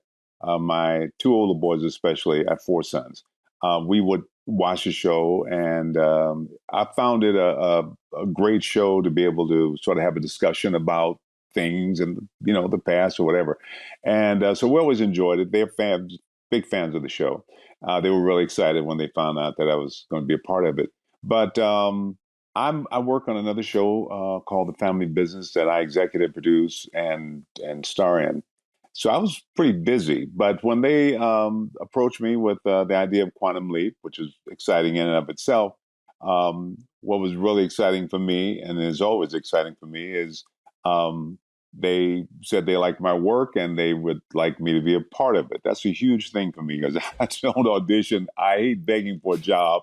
So the fact that they like me, like when I was a kid and you want to get the girl to like you. So the fact that they liked me meant a lot. And I was very appreciative of how they, brought the show to me, and just very excited to be a part of it. So that's how I first heard. My agent said, "Yeah, they love you." I had a discussion with the producers, and it was on.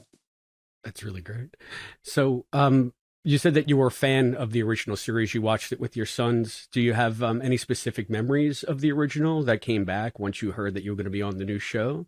Any favorite episodes or? Well, I think the biggest thing that, that I sort of came away from the show with, I was a fan of Scott Bakula, a fan in the sense that I loved his charisma. The 2 guys, there was a charm that Scott brought to the show. That was a huge part of it. And so when I think on the show, up until now, that was all part of it.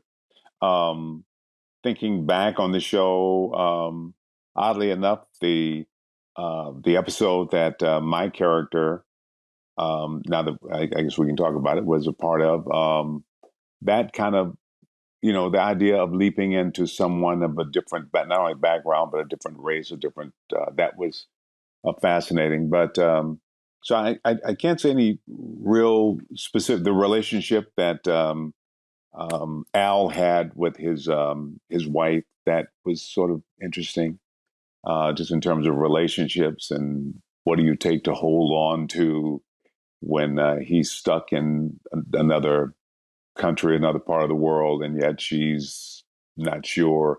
So all those kind of themes, those life themes were and they come back to mind. But so I'm not sure if I if I give you specific answers, but it's sort of a general feel of, like so many shows I watch. I've always had a warm feeling about the show and what it was attempting and what it did, especially during that time. And it's 30 years later, and we're at a bit of a different time, but all those big overall ideas are still important and still at play.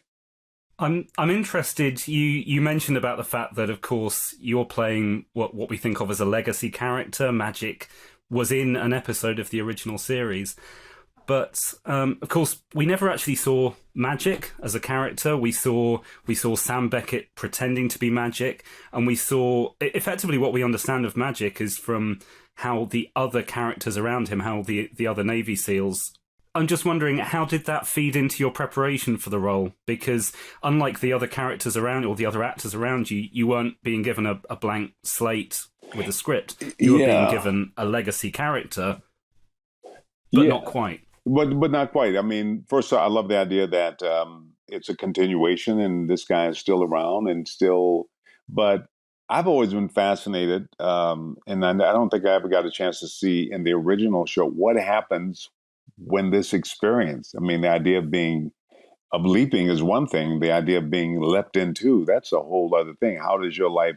Obviously, there's a huge change in the lives of the people that he's leaping into, but what does that leave you with? I mean, how do you make sense out of it?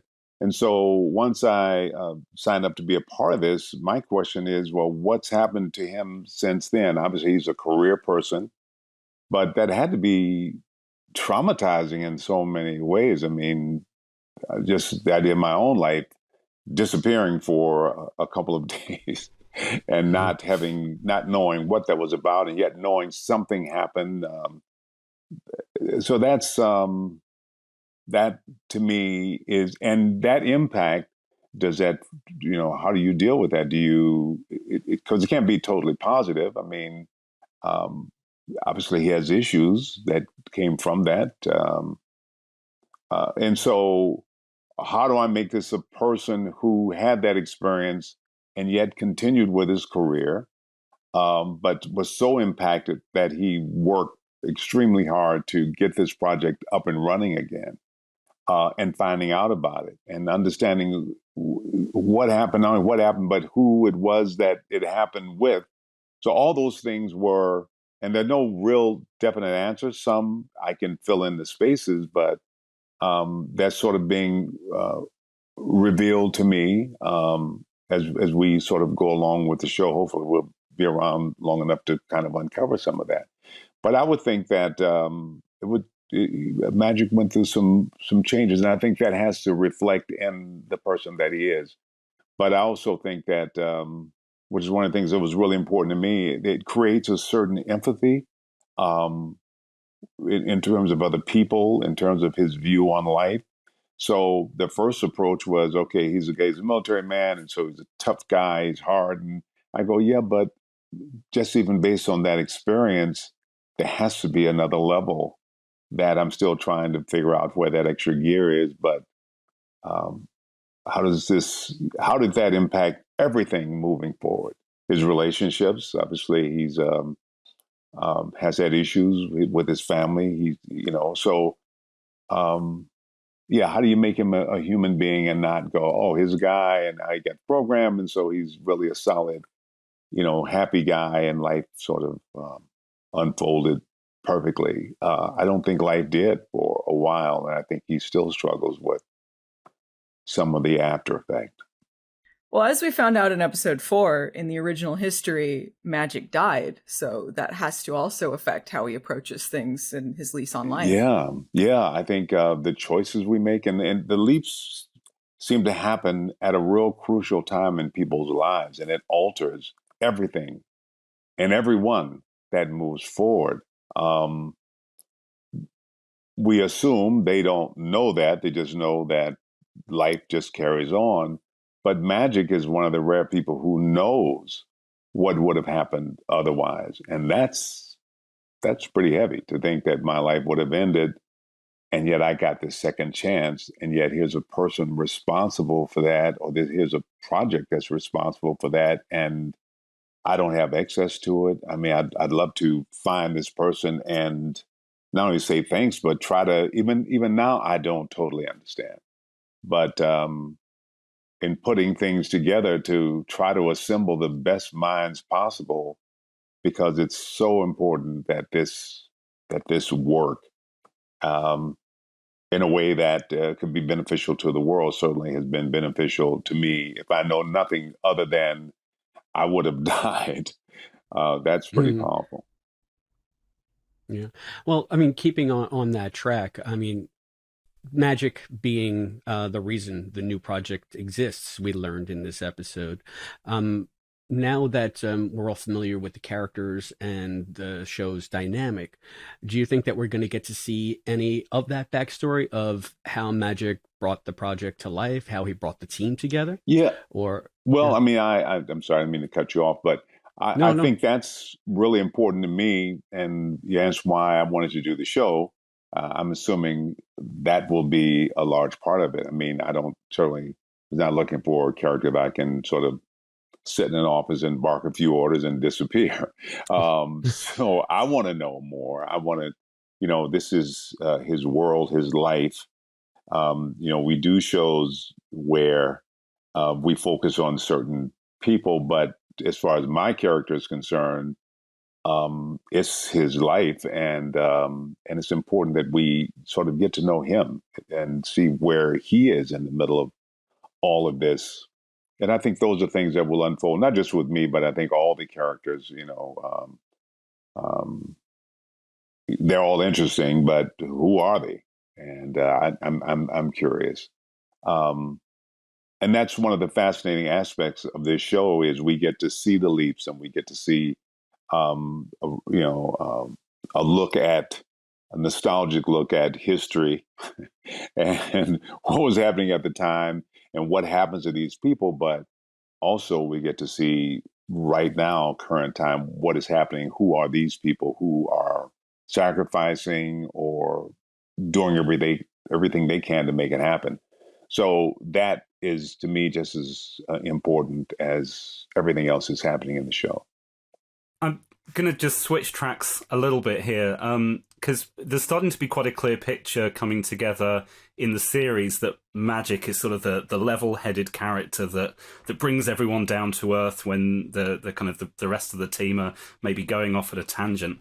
I'm interested in, does that reflect at all in the way the cast are interacting? What's the relationship like behind the scenes? Well, I met these guys, and I didn't know, to be honest, I didn't know any of them. I might have seen Raymond in something, but had nothing that I could put my finger on and say, And so once I was invited to join the team, the first question I had, and who am I on the team with?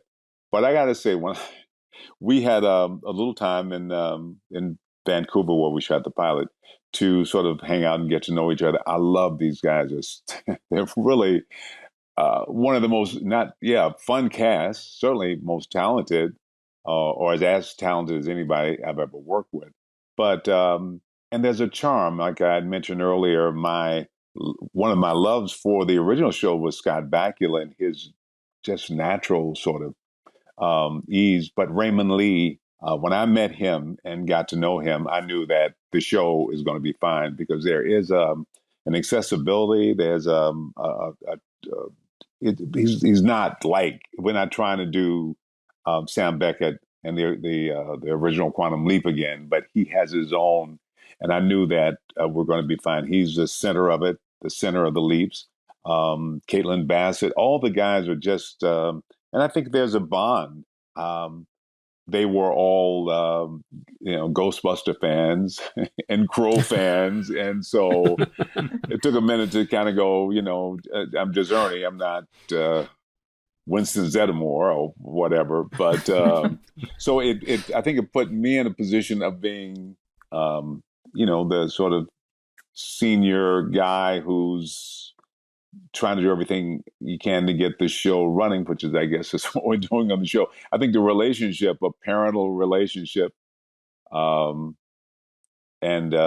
it's sort of there naturally. And when we're not working, we're all talking and spending time together. It's a great relationship, and I think that carries through in the show.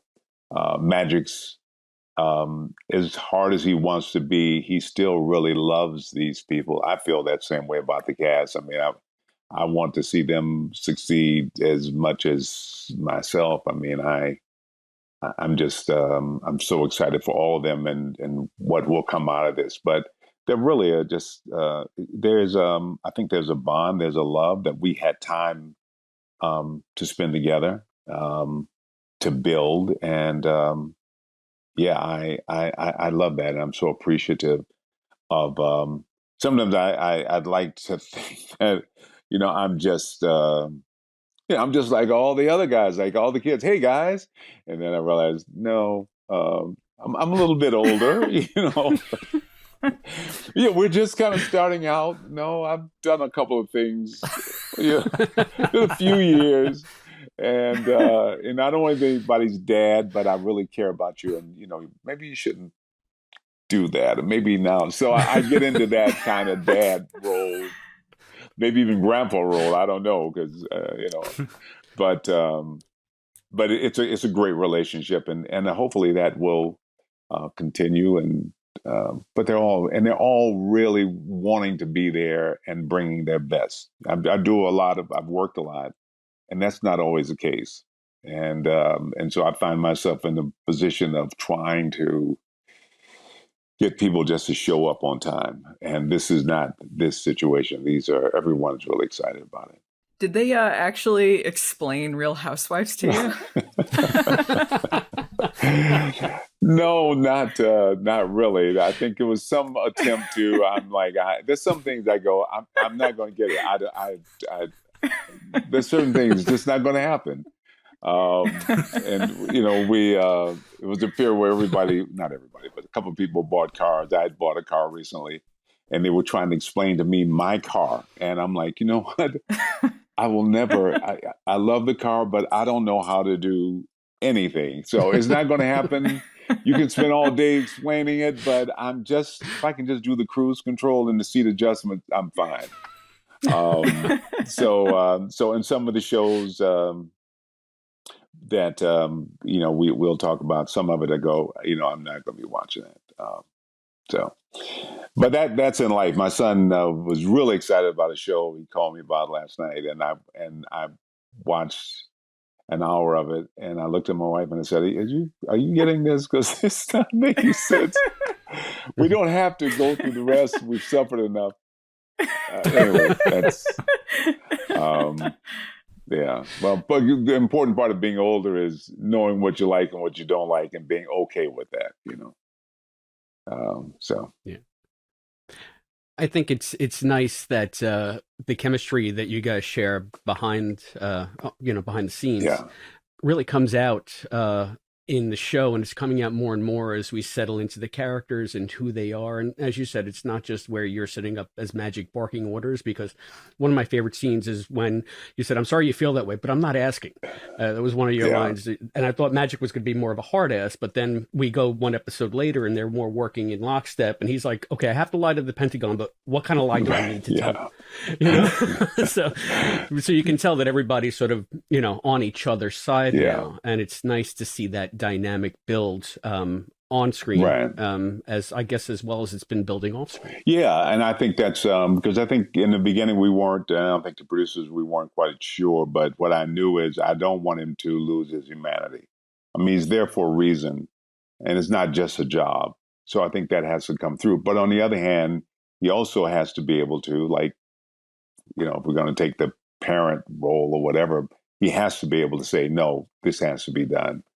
But knowing when to do that, when to be hard. And that's, to me, that's really, really important, because he's trying to figure it out too.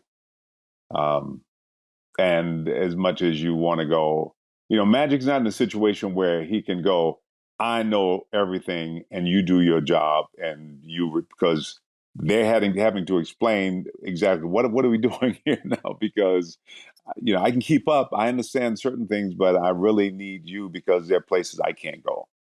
So it's a little hard to be really, you know, it's not just a job. You have to care about these people, and you have to show them that I need you here. You know, I can't just bring anybody in here to do what you do. But you got to realize that this is important. And I think if we take the show, you know, really realistic and look at this possibility of leaping of everything that's going on, I think we're stepping into people's lives. So it's not just fun. Even though I will say, one of the things that's important for me is that Magic does have a sense of humor. So as we move along, I'd like to see that from time to time. You know, I don't want to be cracking jokes every episode, but from time to time, I think a little humor would be nice. One of the things about that I think is kind of cool, you joining the new show, is that you got to reunite with Deborah Pratt. Yeah. Because you did a movie with her back in the day. I did. In fact, one of the first shows I did when I came out to LA, breaking into the industry, Don Belisario, and I think it might have been Don's first, I don't want to say for sure, but I think it might have been one of the first shows that he directed. It was Black Sheep Squadron with Robert Conrad. Mm-hmm. And he cast me as a Pacific Island native guy with a grass skirt. And Peter Frampton was on the show, who played an officer, and I was one of the local natives who was helping him to defeat the whatever. Anyway, that was kind of the storyline. Shirley Ralph, who I think just won an Emmy, she played my daughter.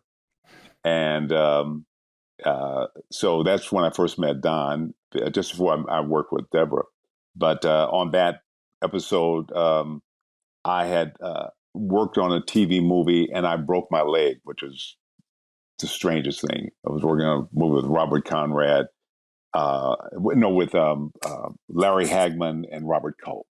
And on that called Last of the Good Guys, I think. Anyway, I can't remember. Anyway, so I broke my leg, and I was in the cast, and I had just taken the cast off when Don cast me in this thing. So my leg was half the size of the other leg. And I had to carry Shirley Ralph, who's an adult, down this mountain to get away from the enemies coming. But anyway, that's why I met Don Belisario. And then before he and Deborah actually married, but we did what's it? Space Hunter. Space Hunter. You know, people say, "Oh, you look so young." I go, "Yeah, but my mind is."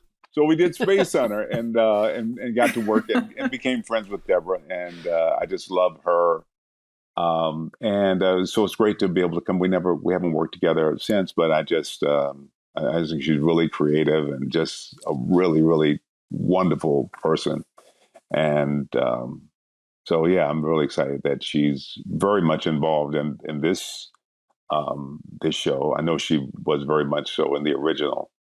So she and Don, and so that's also one of the nice things for me to be a part and to be able to come together with them again after all these years. We really got sort of a bombshell in this episode because if we can go back to Magic's revelation to Ian in that scene, it's the first time as fans we've ever seen on screen a leapee discuss his leap experience. Yeah. And the way you guys played it is that Magic just basically blacked out for a couple of days. Right. But you're saying that there are other aspects of the character, like other parts of his life maybe didn't go so well after the leap, and he kind of remembered Sam. But are we going to get to see or hear any more specifics about that experience as the show goes forward that you know of? Well, I think I look at it this way. I hope so. And a lot of it, of course, is, I'm not in the writing room, even though I should be, but I'm not. I'm not in the writing room. But I think everything that happens with Magic from this scene, and he talked a little bit about it. I think in that, if I remember, it was like a door, someone nudging against the door, and I opened the door. So there's an awareness of something, and it's really kind of, it's traumatic in a very, very strange way. The relationship, I think he struggles with the relationship. He's not married anymore. I know he's a bit estranged from his daughter. He talks about his daughter. That is not, it's wonderful to feel like a father figure to these people I'm working with. He understands work, but relationships, and I think a lot of that goes back to trying to make sense out of this moment, this life-altering moment. I think he might have had some issues, maybe with drinking or whatever. And I don't want to say what that will be. I don't know that for sure. Like I said, that'll be a discussion with the writers and hopefully with me and the writers. But definitely, it is not something that he's just made peace with and he's resolved with. I think getting this program up is a way for him to get some answers about his own life. And he was named Magic before that leap happened. So he's an intuitive guy. I think he's very spiritual in his own way. He believes in other possibilities. So I think that's still there, but it makes it even more. He's not just a practical guy. This happened and I can forget about that. Where does that go? How does that tie me into how's my life? If my life continues, where am I at in the universe? How do all those things, and certainly relationships, because no matter what happened to you, it didn't happen to the person you're married to, and they may not understand or be willing to know why you're taking all of our resources to get some program up and running. So I know that his relationships have been strained, yeah, and so he's still making sense of it, and I hope that we get a chance to see that as the show go along. I think even an explanation in episode 4, it was like, yeah, this happened, and he seems like he's okay with it, but I think there are other things that he can't explain that still is impacting his life. Yeah, it's just so much good stuff to mine there, especially as longtime fans. It's an aspect of the show that we never really got to see. Yeah. And I appreciate the fact that when you discuss it, you realize sort of like the moment that we're at, sort of the depth that involves, because it really is a big deal for us as fans. Yeah, and certainly it is for him. I think one of the things, there are a lot of, I guess they call them Easter eggs, whatever, but there are a lot of things, connections to the original series. Al's wife and his daughter being involved, and my relationship with her. I felt a connection with her, and obviously, I've got to know the family in a very so all those things, and the earlier episodes. So for the original fans who knew the episodes, because it's kind of hard for me to be specific, but there are people who are, and to be able to see some of those connections, hopefully with some other people who were, part of the Leap experience. That is something that hopefully we'll see unfold as we move forward. Yeah, we're looking forward to seeing that. I also hope that they can explore a little bit more about how Magic actually went out and found Beth and Al, because it's not necessarily a relationship that was pre-existing. Exactly. He had to go find them. Yeah. So, and I think in search for those answers, I think Beth in the second episode, first episode, I'm not quite sure, but saying, I know how difficult it is to have to go through this without having anyone. So, he this is really, really important to him. Taking the paternal role with the workers is helpful for him because it gives him meaning and purpose. But in his personal life, in his real life, I think that's an area of difficulty for him. But I think as when we begin to see the connection to other episodes and other, from the original pop-up, possibly that would be, I'd be very interested in see how those things unfold. We're all really interested in that. I'm sorry, I said I was going to be a little bit of a fan geek here today, so bear with me.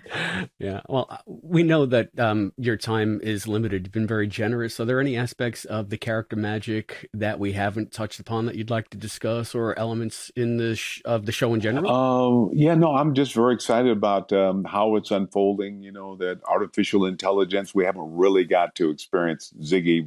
We've experienced it, but we haven't got to explain clearly sort of what that is.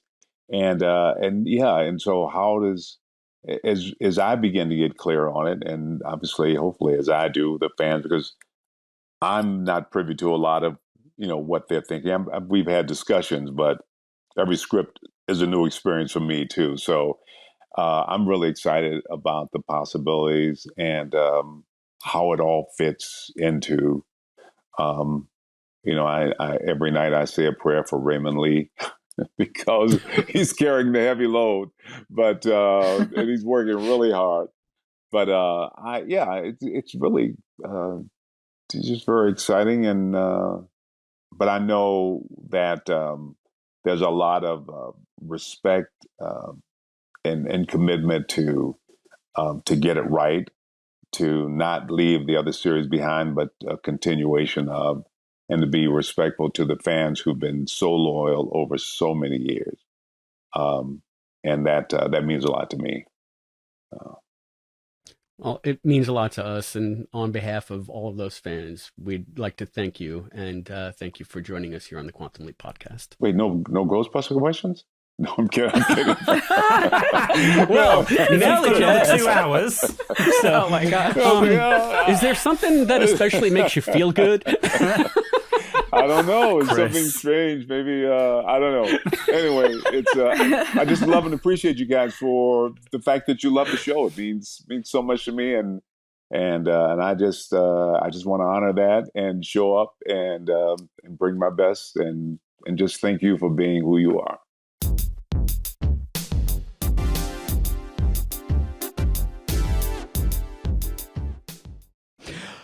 We're back. Ernie Hudson on the Quantum Leap podcast. Like, I remember a long time ago, we were talking about the casting, and because we got the character descriptions, the rundown of what the casting director was looking for, and Magic was on there. And I think one of the reasons that they didn't go with Chris Kirby was, have you seen him? He looks way too young to be Magic, because I think even Magic is supposed to be older than Ernie Hudson. But Ernie Hudson has that age, that wisdom about him, more so than I think Chris Kirby did. So I think it's not a bad thing looking young, but in this case, he's not old enough to play himself. Kind of like Susan Dial had to audition for Beth because she's not old enough to be herself. So I could see them why they did it. But Ernie Hudson, I mean, what a great guy, and being on the show and just spending that time with us, it was amazing to hear his thoughts on this, and I'm glad that he's so positive towards Quantum Leap and the whole process. And so, what do you think, Ernie Hudson? I enjoy Ernie Hudson. Right. I Speechless. Mean, yeah. I really like the like I said earlier, not really a twist, but the information about the nudge and like that, like kind of what he was like thinking about when he was talking about that scene. Like that was really cool. Yeah. And I had no idea he was in this little movie called Ghostbusters. I'm going to have to check it out. Yeah. Did you know they actually made a sequel? So there's a couple actually. There's two of them? There's two. Technically, you can never have too much of a good thing. Yeah. So now we have two people that's been in Ghostbusters and Quantum Leap. We have Ernie Hudson, of course, and we have Jennifer Runyon, of course, from the episode Genesis. She was in the first Ghostbusters movie as the blonde that wasn't getting shocked. So that was cool. So a couple of Ghostbusters tie-ins. Yeah, so it'd be interesting if they ever get to play a scene together somehow, somewhere. That'd be cool. That would be cool. I wouldn't mind that. Yeah, I really liked Ernie in the latest Ghostbusters movie in that whole ending scene. That was good. So he's going to keep it going. So he's keeping the Ghostbusters going, and he's keeping Project Quantum Leap going. So good guy all around, I'd say. He's saving the day. Yeah. So who have we got joining us next week? And if you thought those interviews were great, just wait till next week. We can't really tell you who they are because they haven't been recorded yet. But if everything goes to plan, it's going to be another great show. I mean, but we've had, 4 of the 5 main cast members on so far? That's pretty good. That's pretty good. That's really good. I mean, that's Quantum Leap Podcast. Easier to pressure the last ones. Right? We could be like, we've had everyone else on, so that always seems to work. But everybody's been so great about coming on and talking and speaking with us. And the great thing I like about so far everyone we've talked to is just how much they genuinely love being a part of the show. So it's just always good to hear. And you can kind of tell when people are. And they all seem pretty keen to come back at some point too. Oh, yeah. We're going to get a lot of people back, especially at the end of the season. So when they can actually talk about things that are going on.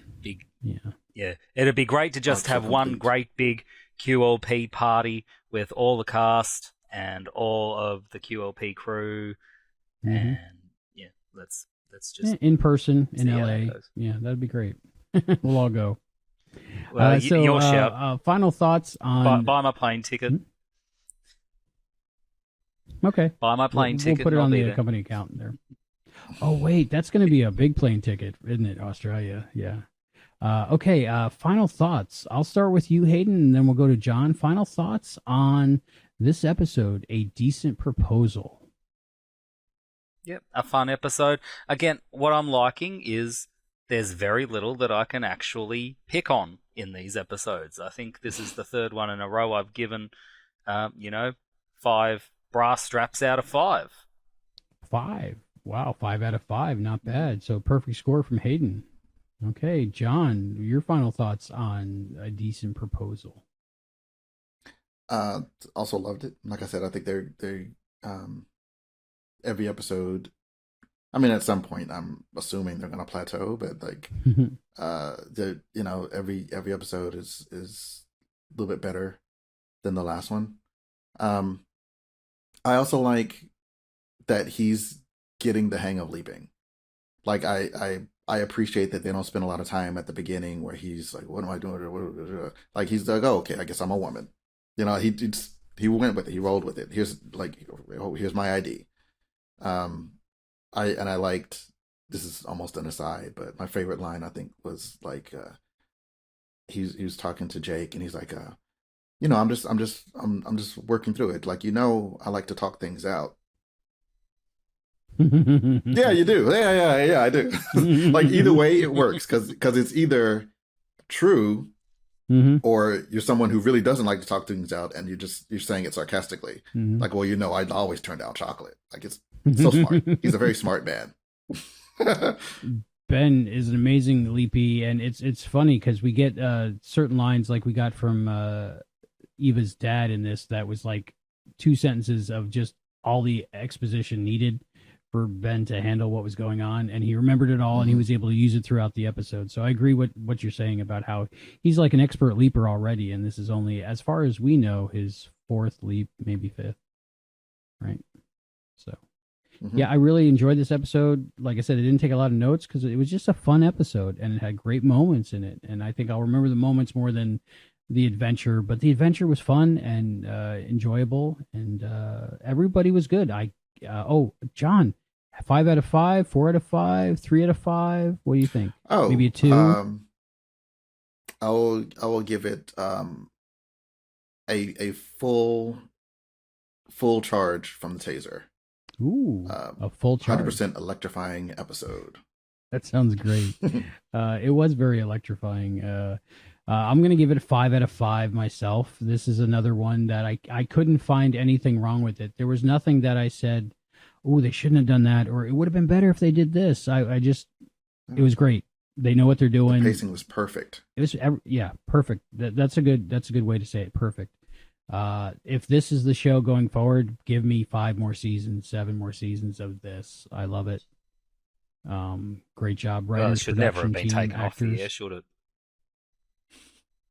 Well, that is a wrong that they are setting right.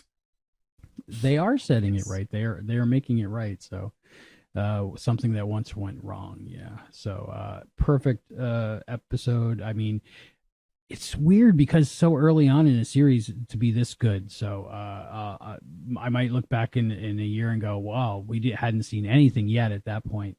But for right now, I'm very pleased, and I can't wait for other fans of different fandoms to find this show and really embrace it like we have, because it's just a fun show.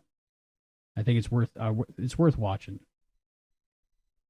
Yeah, it really is. Like the writing is good, but it's a testament to the actors. Like they are, because the special effects are they're fine. That's not what the show's about. Like this show is about the people, and they're nailing these characters. It's almost like Deborah was planning it for the last 25 years or so, and she finally got to do it. So I'm glad.